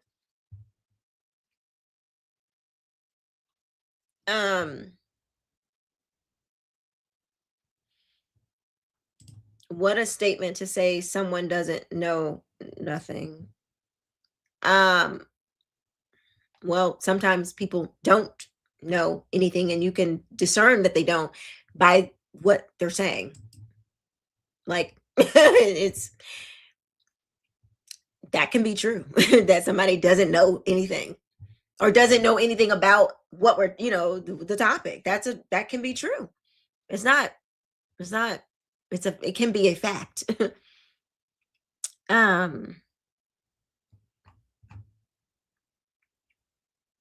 Let's see. Okay, here's another one. There's a lot of basic humanity involved in ownership and management of fairly large-scale business operations. What's being built is confidence and know-how, and these are essential qualities to an individual's personal strength. I'd like to just make one comment on that. I think we ought to realize this, that when we talk about human values, I think we're going to have to specify it more. One, we are powerless people. And the economic development program that we're involved on is centered toward getting us some power. Now, the common denominator for that is control of wealth. We're powerless people. We don't have no power. We don't have any power. So we got to go take somebody else's. That's what we're going to do. We're Christians, but we have no power. What kind of Christian don't have any power? And then they're like, well, they're talking about political power, not spiritual power. Okay, but your spiritual power is the thing that you need to fight any type of power, because it doesn't start in the natural realm. God uses us to advance his kingdom.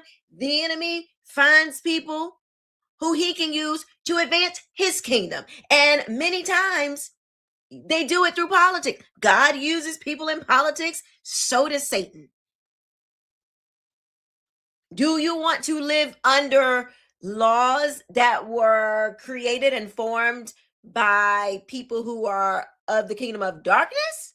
Or would you rather live under laws that were put into place under people that are, even if they're not Christians, they can be aligned with the Bible?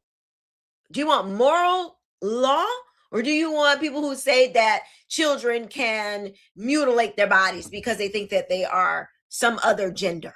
Do you know what I'm saying? Like, this is a clear division. This is a clear line of delineation, okay? Thank you so much, Yvette Clark. Yvette says, hold on, I can't. It says pulling. Thank you for your $10 super chat. She says, pulling down strongholds, casting down arguments and every high thing that exalts itself against the knowledge of God, bringing every thought into captivity to the obedience of Christ. That kind, Dirk. So she was responding to someone. But that's the word right there. Amen. Pulling down strongholds.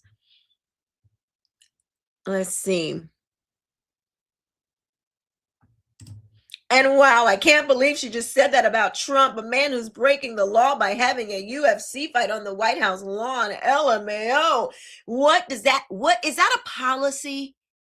See, this is what y'all who are so, you don't really understand politics. You're moved by very like superficial things. Is him having a UFC fight on the, is that, I don't even know all the details. You probably don't know either, but whatever. Is that policy that's going to govern your life? It's not. Just in case you didn't know, it's not policy that will govern your life or your children's life or prevent you from evangelizing or doing any of those things. That has not, it ain't that big of a deal. If that's your only concern, the president of my country is, it's our 250th anniversary and the man wants to have a UFC fight on the White House. Oh, how dare he? Really? that sound like something you would be beefing about, because that's why you won't come up here and defend. You want to come up here and defend your statements. It's so ridiculous. Yeah. Okay. I can't roll my eyes hard enough at you, Ryan. Oh, Lord have mercy. Hello, Sarah.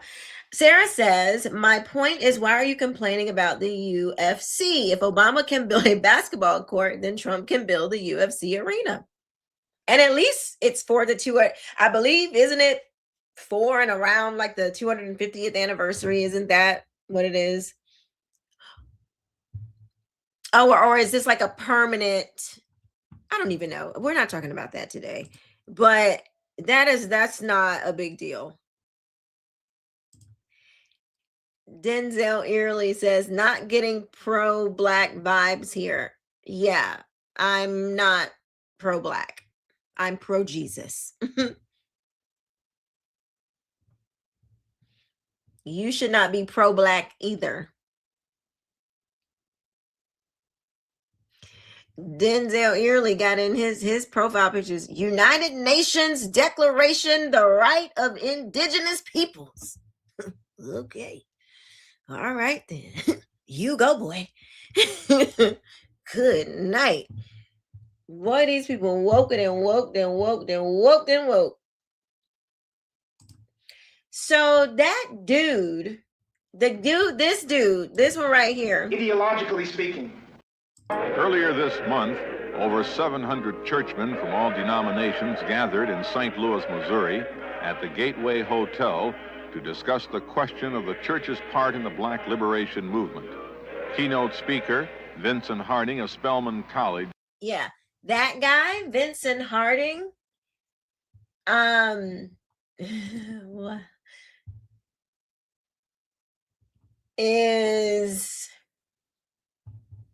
he died. I'm sorry.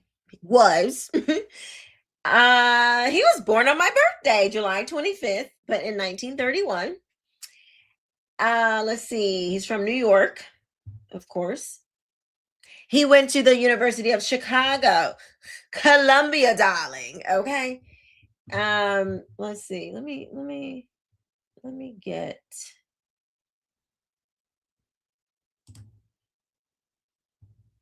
Let's see. We're gonna share this. So Vincent, this is who. Hold on, let me show y'all a updated picture.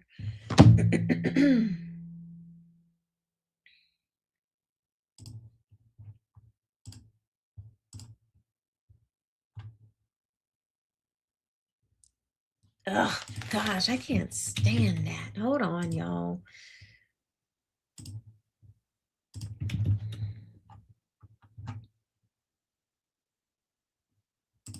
You tell him, Katie, the body of Christ is not based on or divided by skin color. Amen. No, it is not. People don't like God's way. They want to make up their own way. They want their own gospel. They don't want the Lord's way. They want their way. This is Vincent. This was Vincent, his write-up in the New York Times before he died. Or I guess when he died. Vincent Harding, a historian, author, and activist who wrote one of the most polarizing speeches ever given by the Reverend Dr. Martin Luther King, in which Dr. King expressed ardent opposition to the Vietnam War. He died on Monday in Philadelphia. He was 82. His death from an aneurysm was confirmed by the Iliff School of Theology in Denver. It's probably woke, where he was emeritus professor of religion and social transformation. Really? Would you look at that? He never changed, is what is my point of reading this. He never changed. The same guy who was like, we cannot be black and we're not pigmentally black, and we're not a Negro, we're not colored, we're black and Christian. And no, we don't want your that Lord of yours. Well, he's certainly not precious. Okay, this is that guy who was a theologian. More than half a century, Dr. Harding worked at the nexus of race, religion, and social responsibility. Though he was not as high profile a figure as some of his contemporaries, he preferred to work largely behind the scenes. He was widely considered a central figure in the civil rights movement. Hey, friend, advisor, and sometimes speechwriter to Dr. King. Dr. Harding was a member of the cohort that helped carry on his mission after his assassination in 1968. Dr. Harding, the first director of what is now the Martin Luther King Jr. Center for Nonviolent Social Change in Atlanta, was in the vanguard of promoting Black studies as an academic discipline at colleges and universities throughout the country. You don't say. That sounds like a lot of power to me. It sounds like a lot of power to me that these people run around. We have no power. I need power. We have no power. But you are literally creating curriculum, academic discipline at colleges and universities throughout the entire country. The entire country is moving on your words in academia, in Black studies. That's a lot of power. He said, what else did he do? He served as a consultant to television programs about the African-American experience. Notably, Eyes on the Prize, a critically acclaimed documentary series first broadcast on PBS in 1987. As a historian, Dr. Harding argued that Black Americans, and by extension, all Americans, could not understand the social struggles that lay ahead without a deep understanding of those who had gone before. Okay. He was known in particular for two books. There is a River, The Black Struggle for Freedom in America in 1981, and Martin Luther King, The Inconvenient Hero, 1996. In Is There a River, Dr. Harding examined the tradition of Black protest, a movement he likened to a river flowing through centuries of American history. Yo, these people, why don't these people, if they are so committed to God and Jesus, it's funny how they never mention him or his word or his teachings. But he will talk about a river flowing through centuries of American history. You know, he'll compare that to, you know, with Black protest. I have tried, he wrote, to provide a rigorous analysis of the long Black movement toward justice, equity, and truth. But simultaneously, he continued, I have freely allowed myself to celebrate. Yeah, because you didn't really have anything to protest.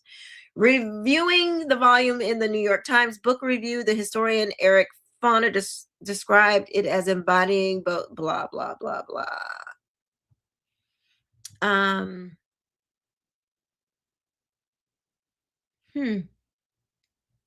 It says, after Army service and experience, he said, that made him a committed pacifist.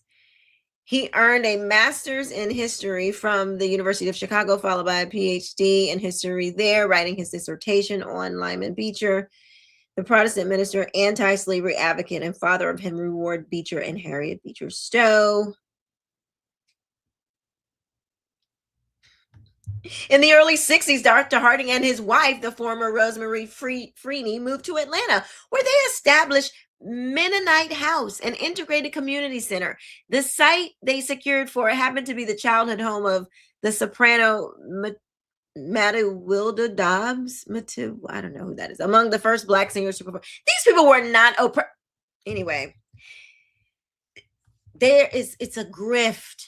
It is a lie. It is a figment of their imagination. There's nothing, ain't nobody oppressing these people. They're doing just fine. Jenny, thank you so much for the $10 super chat. She says, gotta run, but I just want to say I'm so glad. Here, let me do this. She says, gotta run, but I am so glad to have found your community here. Thank you for saying all the quiet parts out loud and for discussing these topics. It is so important to keep talking. Amen. God bless you. Thank you so much. Have a good night. make sure you catch the rest on the rerun. You guys, if you would for me, when this is over, please go back and hype this video. Make sure you like it, share it, hype it for me. Please, please, please. Katie says it's all about rebellion against the Lord and his order of things, plain and simple. Amen. Hold on, where's that? Let's see.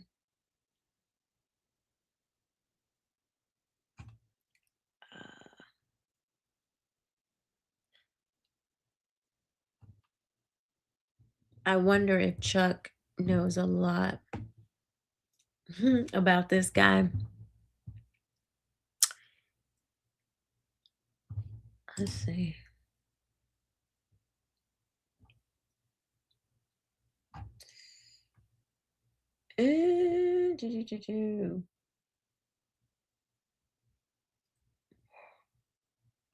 Sorry, I'm trying to see if there's anything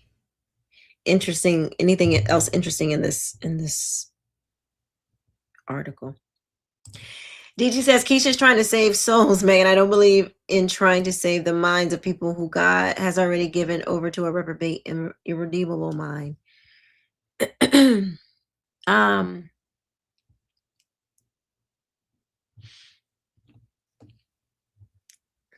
You know, the thing about that, DG, is that we don't know who God, I mean, okay, the Bible says you will know them by their fruit, but we don't know whose conscience is seared. You know, our job is to plant and water. God gives the increase, whomever that may be. You know, we don't always know who that is. Let's see. Sarah says, same. I am a Christian first. Amen. I thought Ryan was going to come up. I thought didn't he say that? Didn't he say that he was going to come up and, you know, give us that work? He was going to cook us. Didn't that what he said?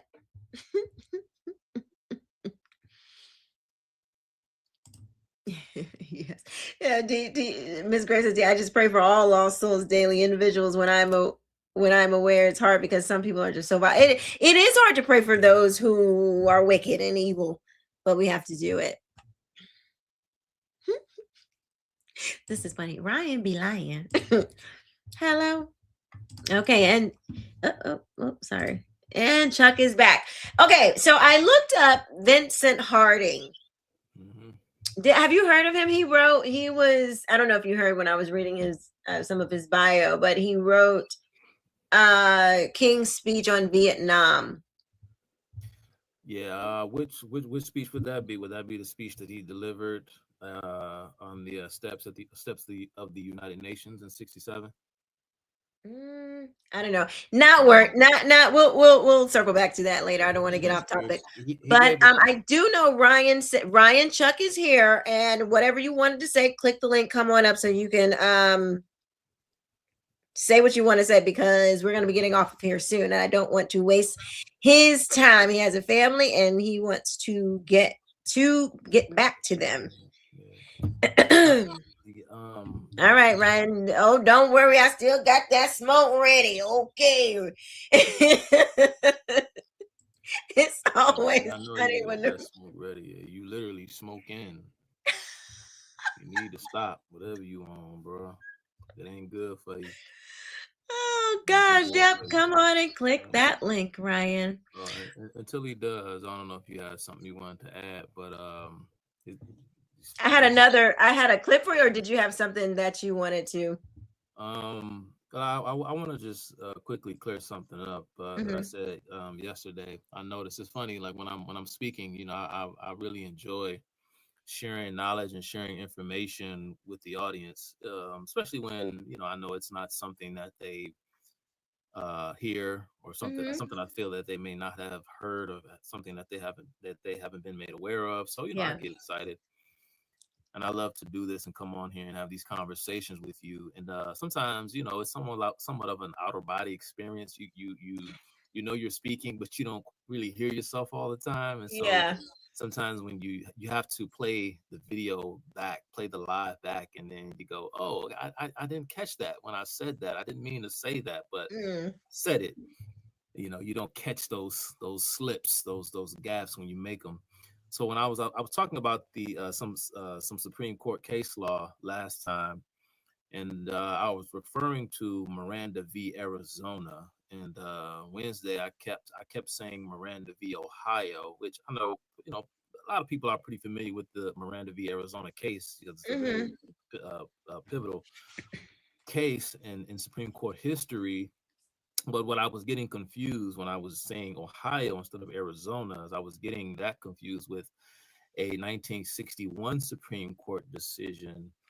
uh, it was a woman named Dolly Mapp v. Ohio. So Mapp Miranda. That's what I was getting confused. Um. And yeah, it's this was the era of judicial activism for the purpose of virtually making it easier for criminals to get away with their crimes. If I may, I just try to briefly summarize because there were three major Supreme Court cases. It was Dolly Mapp v. Ohio in '61.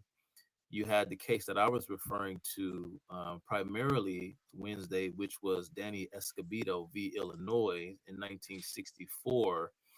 And then you had Ernesto Miranda v. Arizona, and I think 1966. Mm. And it's interesting because I'm not a legal beagle. I'm Yeah.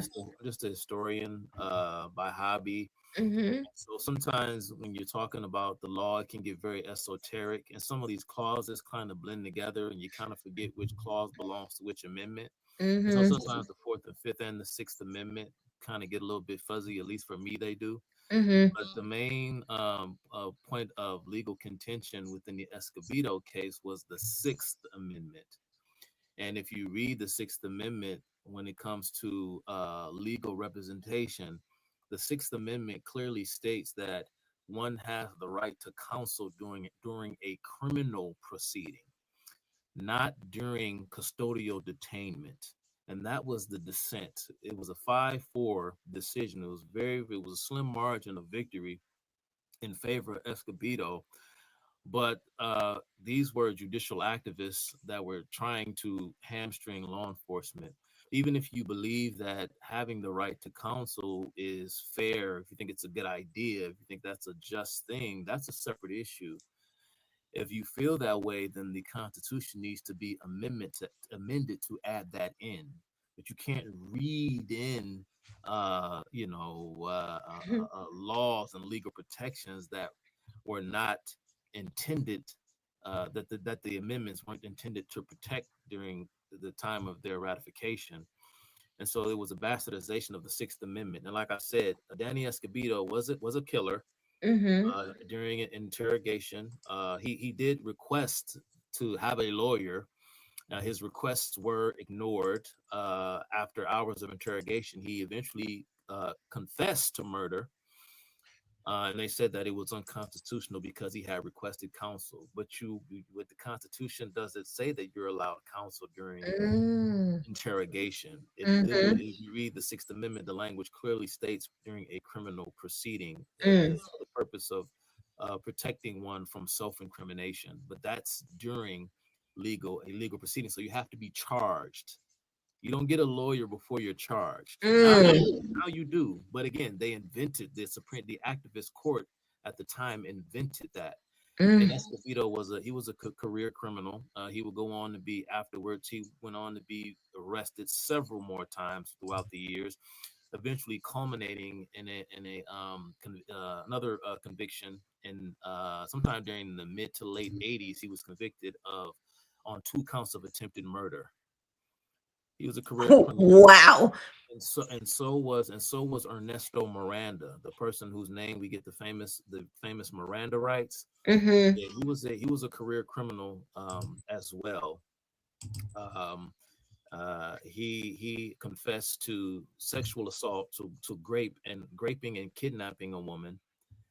And he had his conviction tossed out because the Supreme Court deemed that he wasn't made aware of his rights, which law enforcement was under no obligation prior to 1966 to make sure that a criminal knew their rights, if you either know them or you don't.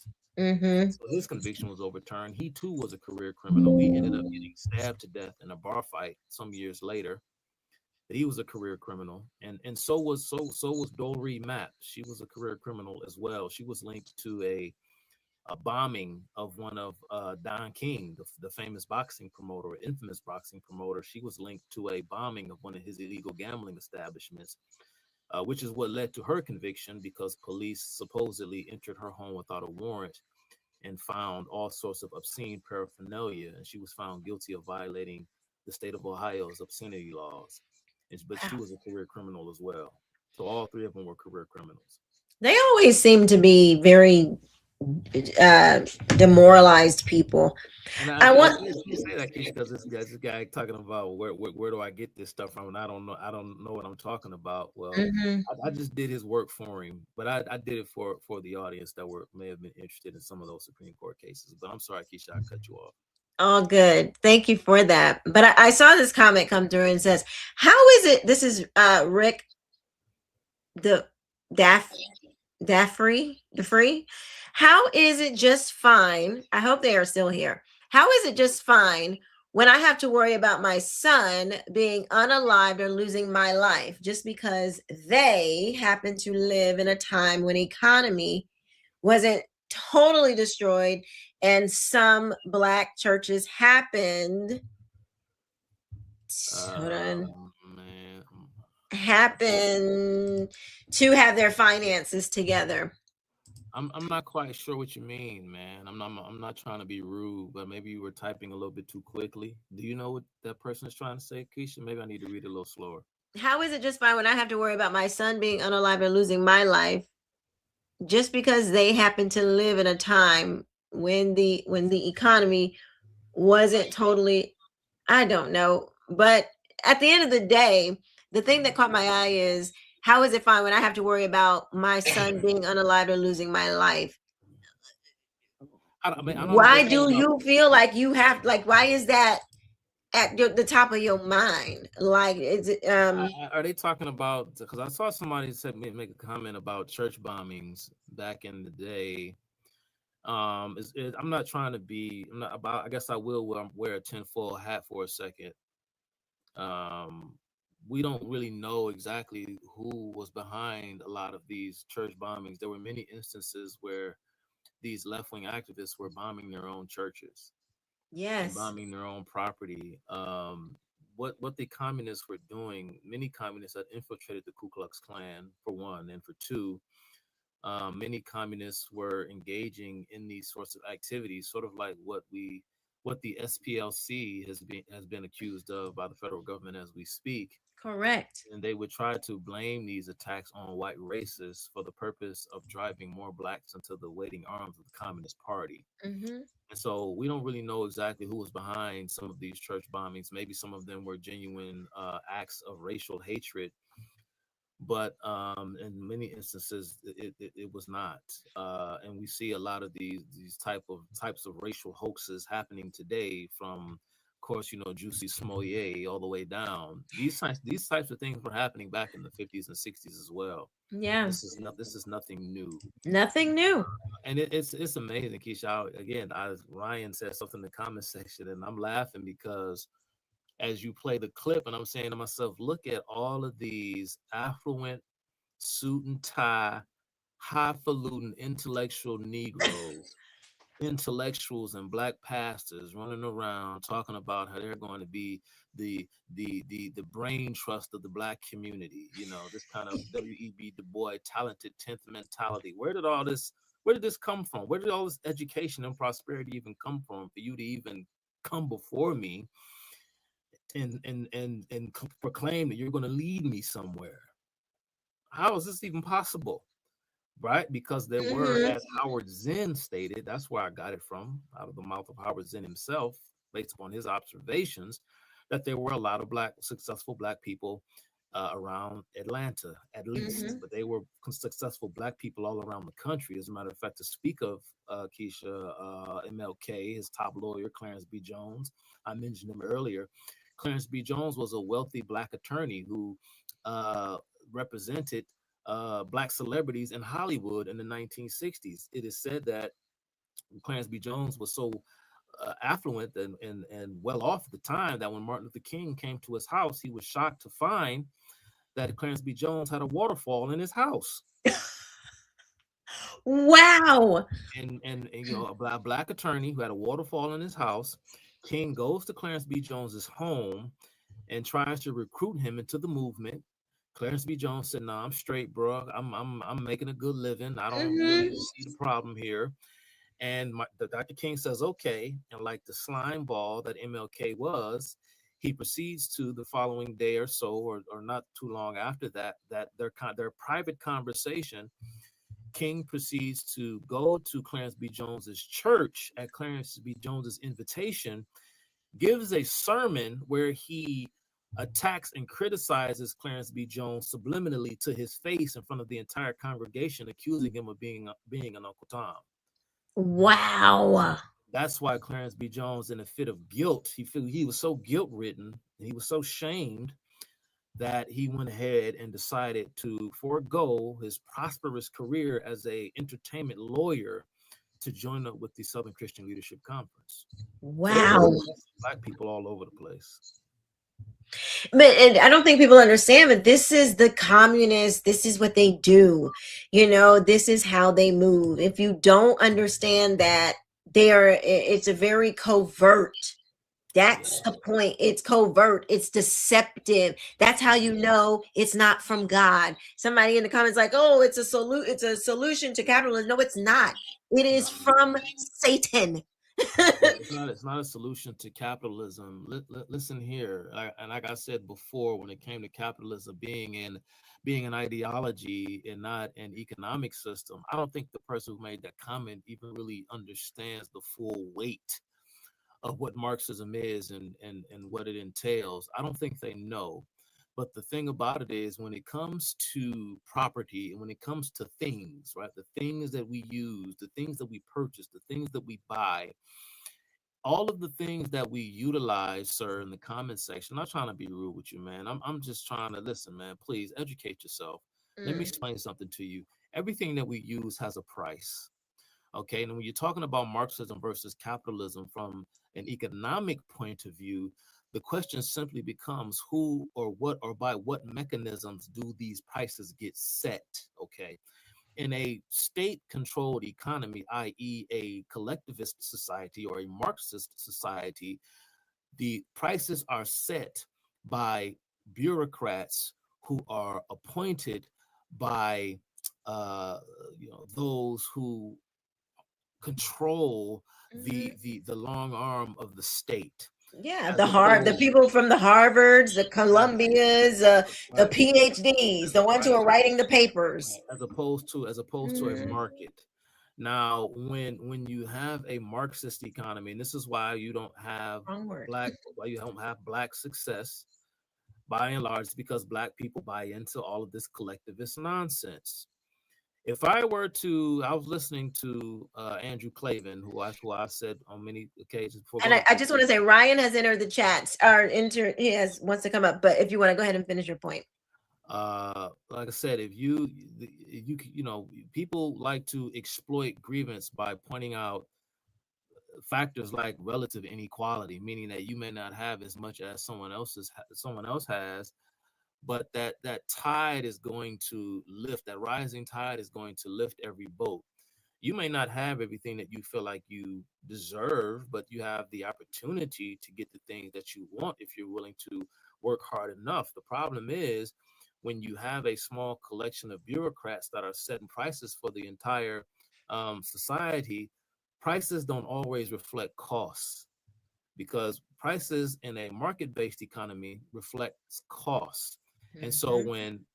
within a Marxist society, when prices are artificially set for the purpose of making sure that everyone has their needs and wants met, no one is going to be incentivized to produce those things because no one is going to be willing to pay the cost, not in terms of financially, but what, mind you, Keisha, let's think of how hard a person has to work to become a heart surgeon or a brain surgeon, the sacrifice, the time, and the intellectual vigor that it takes.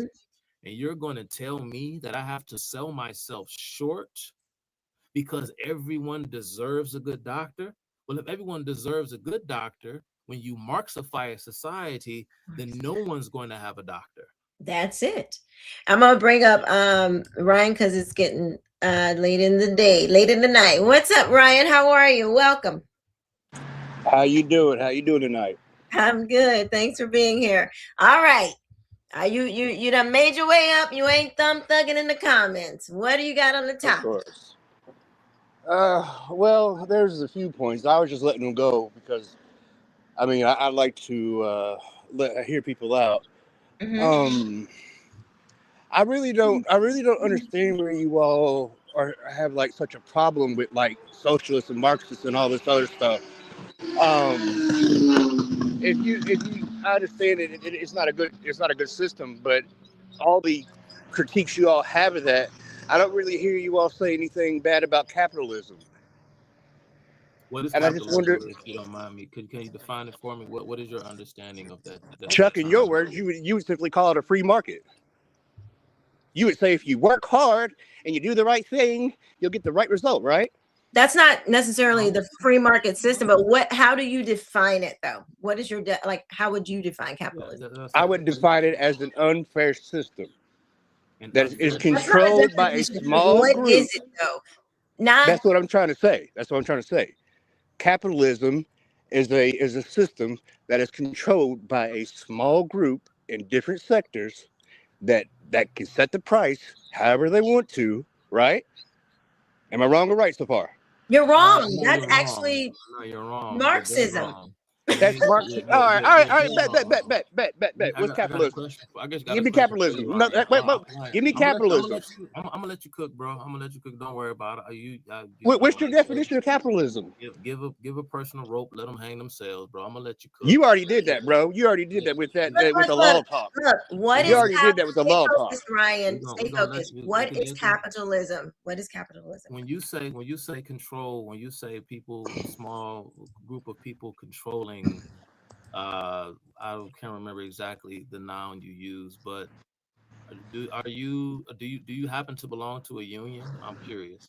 No. Do you support union labor? I think workers should have protections, yes. Do you support union labor though? Do you support collective bargaining? Yeah. Why don't you? You do. So according to your definition of capitalism, you support capitalism then if you support collective bargaining. No, I don't. What's your definition? Why don't you support unions? Okay. What do you think a union is? I know you said you don't belong to one, so maybe you don't know what We see. This is called moving the goalposts. You keep moving the goalposts. Quiet down. I'm trying to educate you on how. Bro, don't worry about educating me. How about that? Don't worry about educating me. All right. Just You assume have that to I'm wait. just Hold smart on. as Hold you, on. right? Hold on. Wait a minute, right? You have to have definitions in order to have the conversation, so we're on the same page. All right, and you all have not given me a definition. You all keep asking me a definition. So you can't. Yes, you need to know yours as well.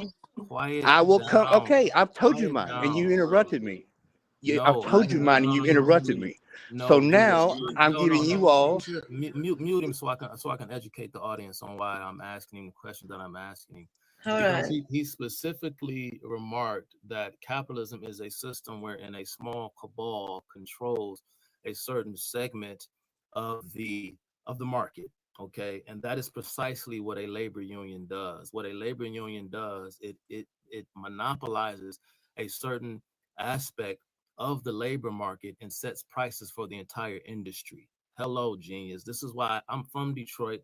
I live here and I've lived here my entire life, and I personally saw what collective bargaining did to the automotive industry. We have the United Auto Workers Union here in Michigan, And what they have the power to do is that they have the power to set, for example, wages for every single automotive worker across a multitude of companies. That's General Motors, Chrysler, and Ford. These are totally separate companies, and their workers belong to one union-based entity that bargains collectively on behalf of all the laborers. So again, when you're talking about control, this kind of cartelism where prices are set by a small cabal, that is exactly what you have when it comes to commodities. What say Oh, you when sorry. it I thought comes you were. to the monopolization of the labor market? Not necessarily the commodity, the monopolization of certain products within the market, but labor itself, which is the thing, according to Adam Smith, that was given, that was the first thing that was actually given a price was human labor. So what say you when it comes to that, Chuck?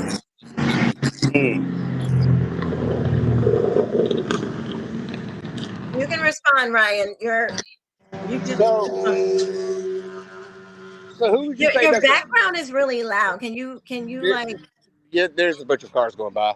okay. They race on the street. So Chuck, who would you say does it right?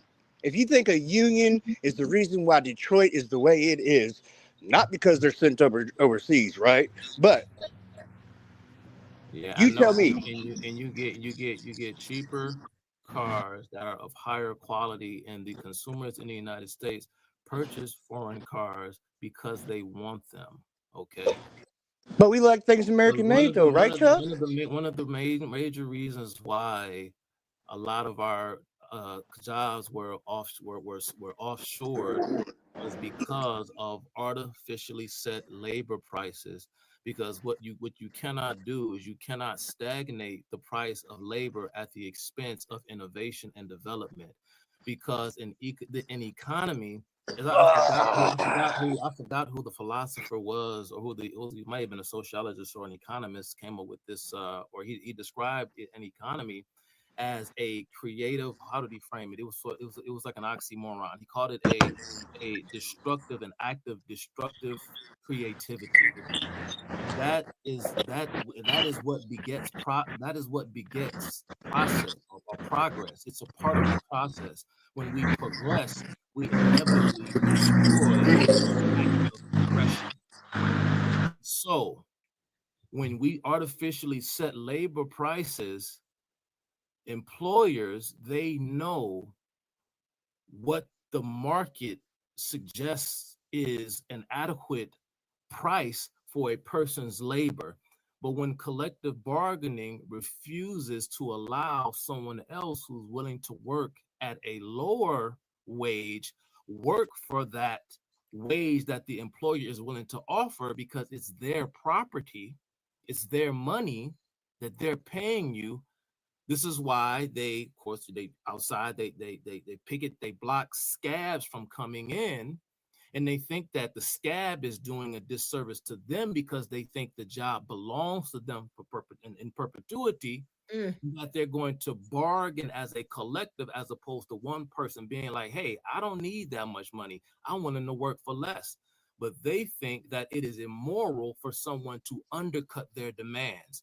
The employer doesn't have to pay them what the employer doesn't want to pay them, because it's their money. And so Let what me they do is they simply say, "I won't deal with you. I'll go employ someone who's willing to work for the wage that I am willing to offer." And what that does is that hollows out an economy, because again, people are not obligated to give you a job. They aren't obligated to produce for you. They're not obligated to do anything for you. So you can demand however much money you want.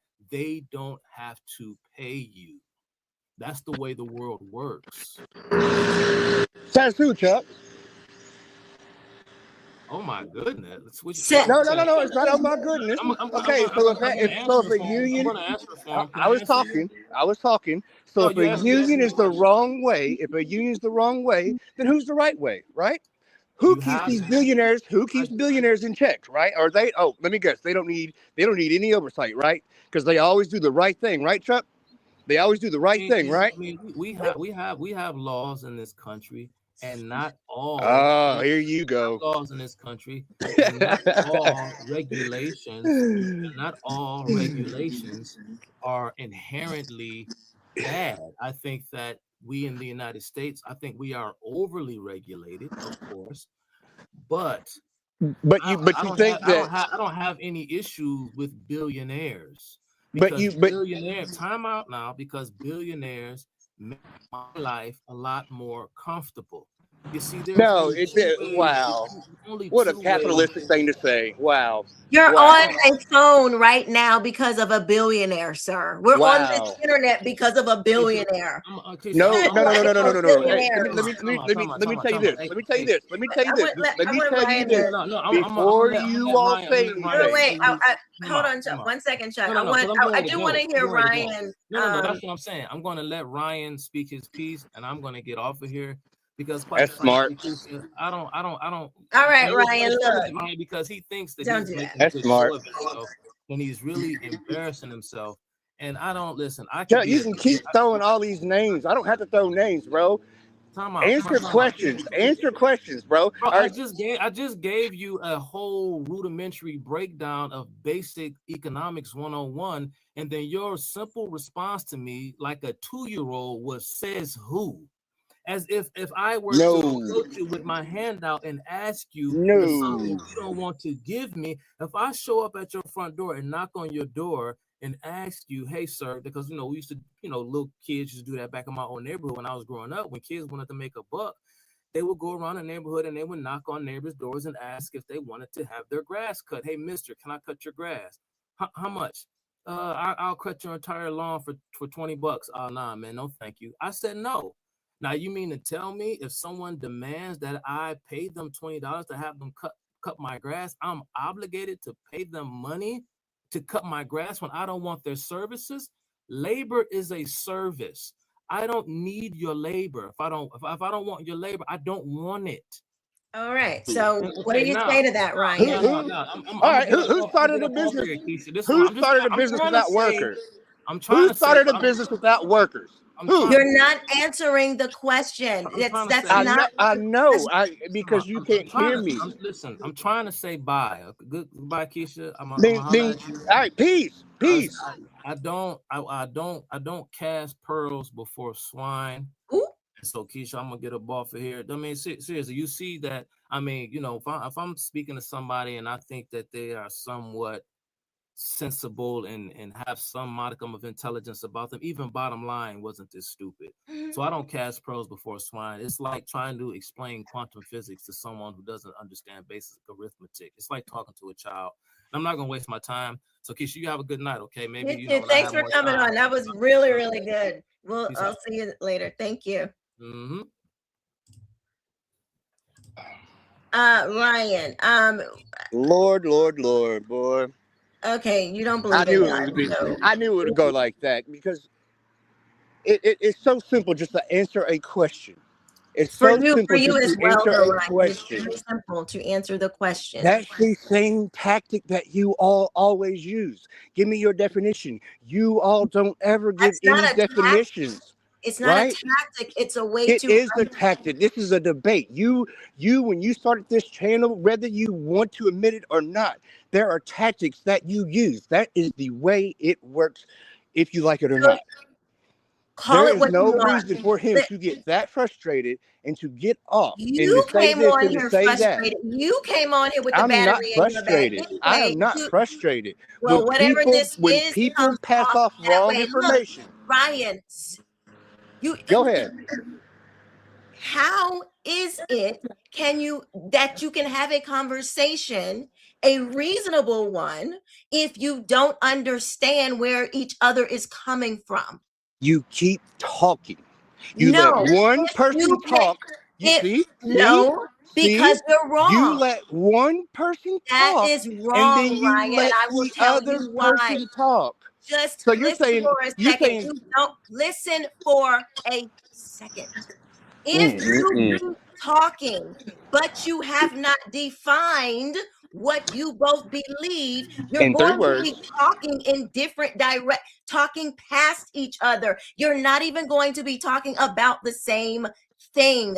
That is why you define the terms, not to just keep talking into oblivion when you don't even start at the same premise. That's why you define the That's what you term. say. That's what you say all the time. That's called moving the goalposts. No, If you watch a defining the debate, term. Wait, are you saying that see, defining the terms is moving the goalpost? yes. If you can't Goodbye. answer the same question, Brian, oh my if God, you I can't answer the can't with same you. question, it's the That is same not, are you thing. serious? You think Watch that any debate in college.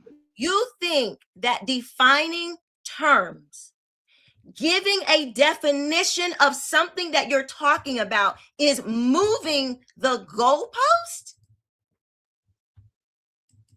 How long have you given me this last 5 minutes? How long have you given me to define myself or define my definition? You didn't Right? want to. You said, but just define capitalism. See right there? See? You could have easily said, Ryan, I've given you 5 words maximum to explain yourself. Is that fair? Simple question. Is that fair? How old are you? Simple question. Is that fair? 41. Again, is that fair?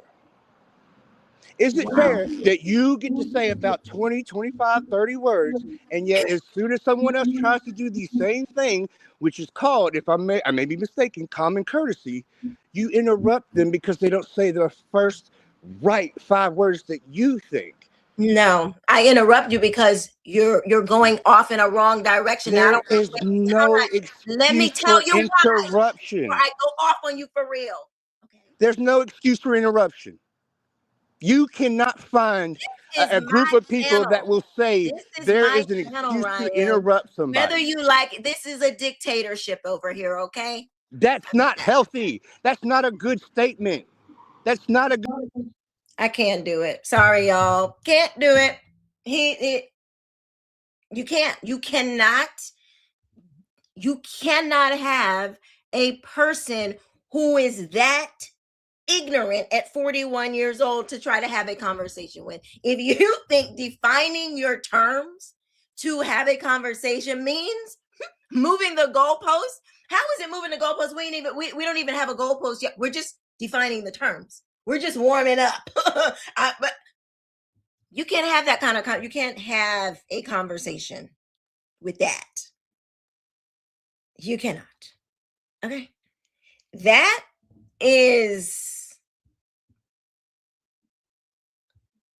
peak ignorance.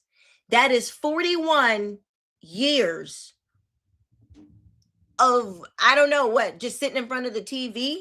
Billy, I don't even know, how do you get that ignorant? That's crazy. Whoo, that is, wow.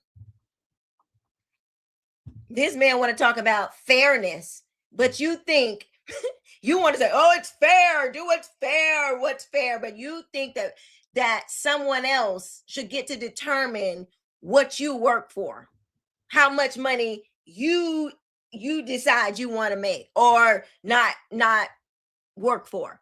But he thinks he knows what fairness actually is. These people are. This is how you can infiltrate a Black church and it work, because these people they don't read. They don't have basic understanding. You can't possibly. You cannot. I'm going to read a few more and then we're going to call it a night.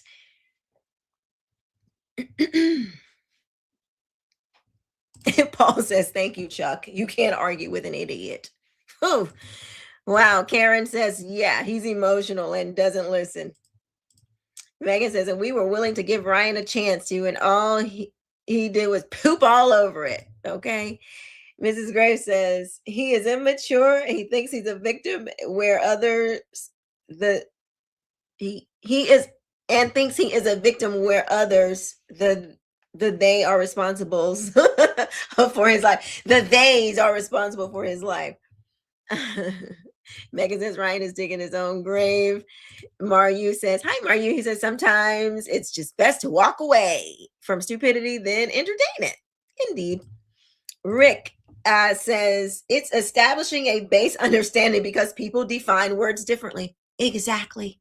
Like we didn't even get to a goal post to even move. We didn't even get there. You know, you're moving the goalpost by definitions.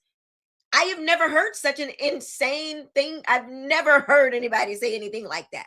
Like it's so telling that you don't read, that you don't engage in thought.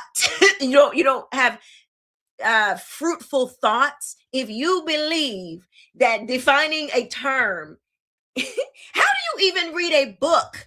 Okay, don't you ever come across a time when you're reading a book and you're like, oh, I don't know what that word is. In order for you to really understand the book and what you're reading, you got to go get the definition of the word. Like that's how, you know, he don't read. He can't possibly, or he just reading stuff. I don't know what this say. I don't know what these words mean, but I'm gonna read it. And then look. So let me get it. I wonder, when you read and you go and get the definition of a word, did you just move the goalpost? Did you move the goalpost when you went to, you know, to get the definition of the word that you didn't know? Did you just move the goalpost of the book? Like, that is so ridiculous. Oh my gosh. Woo! Dog catcher, hey, he says you have to have an understanding of the term to make sure you're on the same page. I mean, this is very simple. Good Lord. Wow. DT says insane things come from the mouths of the insane. Quisha. Good. I mean, I don't know. That, you know what? I'm gonna write that one down because I think that needs to go. I need a book. I need to create a book of like crazy things that the bliggities say. That's what we're gonna do. So today, what is today? June 12th, 2026. Ryan Taylor quote, defining terms moves the goal post of the debate. Wow, that's a doozy. That's a doozy. I bet you that's public school right there.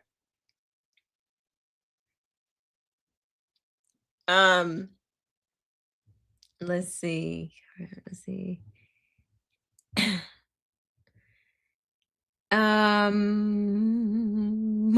Megan says, I'm still stuck on Chuck saying I don't cast pearls before swine. That was epic. Yes. Drop that scripture on them. Rain Me says they don't read because they think the enemy wrote the book. Okay. DT says Ryan did not sound black, which makes him even worse because he's probably a white liberal who thinks he knows what it means to be black. I think before he said he is black. I think, if I'm not mistaken, I don't know, it could be wrong. Ignorant is ignorant, though. Woo! But you know what? I'm gonna steal a Marxist framework. I'm not saying he's a bliggity in pigment. I'm saying he's a bliggity in ideology. You can be many colors can come in bliggity. Okay. You can be a bliggity in many colors. Yes, Yvette Clark says, not only must we read, we must comprehend what we read. Exactly. Wow. Whew. Megan says, DT, his picture has a black guy in it in Discord. I think he is. At least that's what he says.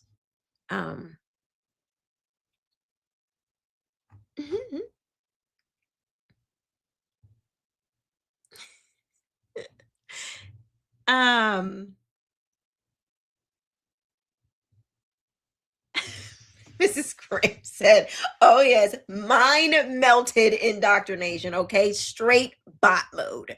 Like the just bot, no nothing else, just whatever he's thought up in his mind. He don't fact check it, he don't test his thoughts, he don't test the spirit, nothing. It's just straight bot mode. Ryan says yes, Quisha, 100%. Man, that was rough. I was fine. I was having a grand old time, kikiing with y'all, us learning all this stuff. I am still blown away by how much the Black church is not, like, I can't believe these writings exist. I can't believe that the people who are on TV talking about this. Like, I can't believe like these things are so prominent in society, but yet here they are. And I am here to plant and water, to get this idol, to tear this idol down. We want to tear this idol down. Let's see. All right. Well, thank you guys so much for being here. Let me know what you guys thought about tonight's show. I was like, oh my gosh, we found it. You know what? I want to play one more time. I just have to play it one more time because it's so mind-blowing. The crazy. Earlier this month, over 700 churchmen from all denominations gathered in St. Louis, Missouri, at the Gateway Hotel to discuss the question of the church's part in the Black liberation movement. Keynote speaker Vincent Harding of Spelman College summed it up this way. A time when we cannot afford the luxury of jibing each other.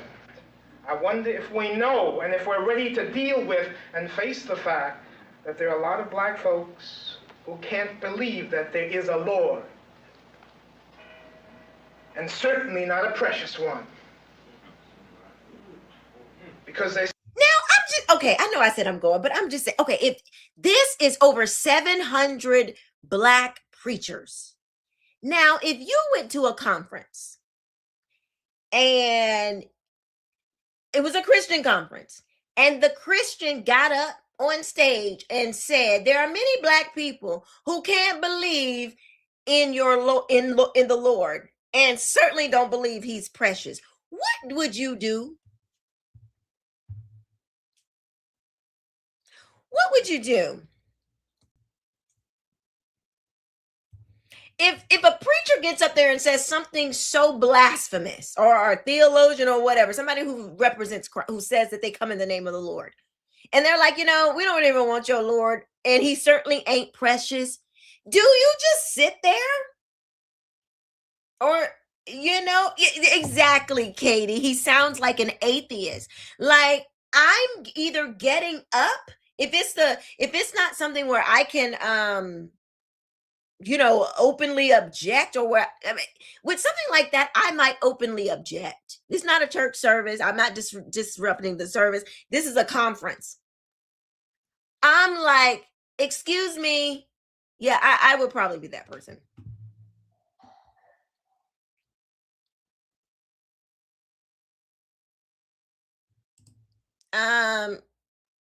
No, Chuck, how is capitalism only wonderful for the people on top?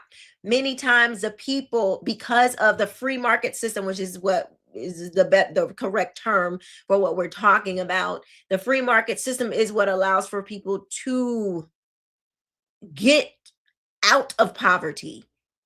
That's the system that allows them to get out of poverty. So I don't understand that, how it's only good for the people at the top. That's actually the Marxist system. It's only good for the people at the top. That's why they're all about the centralized control. They want everybody in their little box and one person on top to tell you what to do. In a free market system, you get to make your own decisions. You and the person that you're dealing with. Here's this job pays this. Do you accept? Yay or nay? This is the cost for this good. Do you want to pay for it? Yay or nay? That's how it works. I mean, you can't do it. You can't have choice from a Marxist economic system. How do you do that? Anyway, maybe that's what we'll talk about next time, how the Black church keeps Black people broke.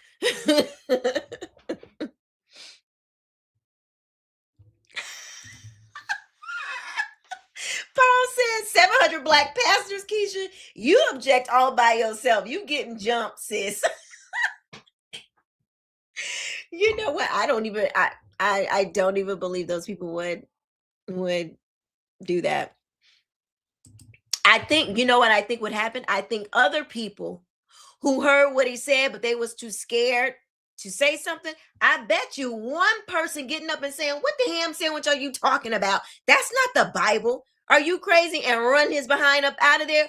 You probably would give some courage to them other ministers sitting up in there. That's right, Katie. Jesus said we will have trouble and tribulation in this world. We weren't promising Rose Garden, not at all. Rick, I'm sorry, Rick the free. Please do. We'll be back on Monday. We're here Monday, Wednesday, and Friday at 8 p.m. Eastern Standard Time. All right, you guys. Thank you so much for joining and being here. Please hype this video after it's over. Share it, like it. Oh, I hear you, Rick. It's all good. Like, we want to have open dialogue. We don't want to just disagree. We want to, flesh out different ideas and or flesh out different perspectives and things like that. Really kick the tires on what we believe. We shouldn't. Truth can handle that. Truth can handle being kicked, pushed, punched. It will stand. So I am never afraid to have any conversation. I'm never afraid to challenge my own thinking, because if I'm not standing on truth, my argument will fall apart. So it's just that simple for me. So come on back, Rick. Monday, Wednesdays, Fridays, 8 p.m. Eastern Standard Time. Thank you guys so much for being here. I love you all. I will see you later.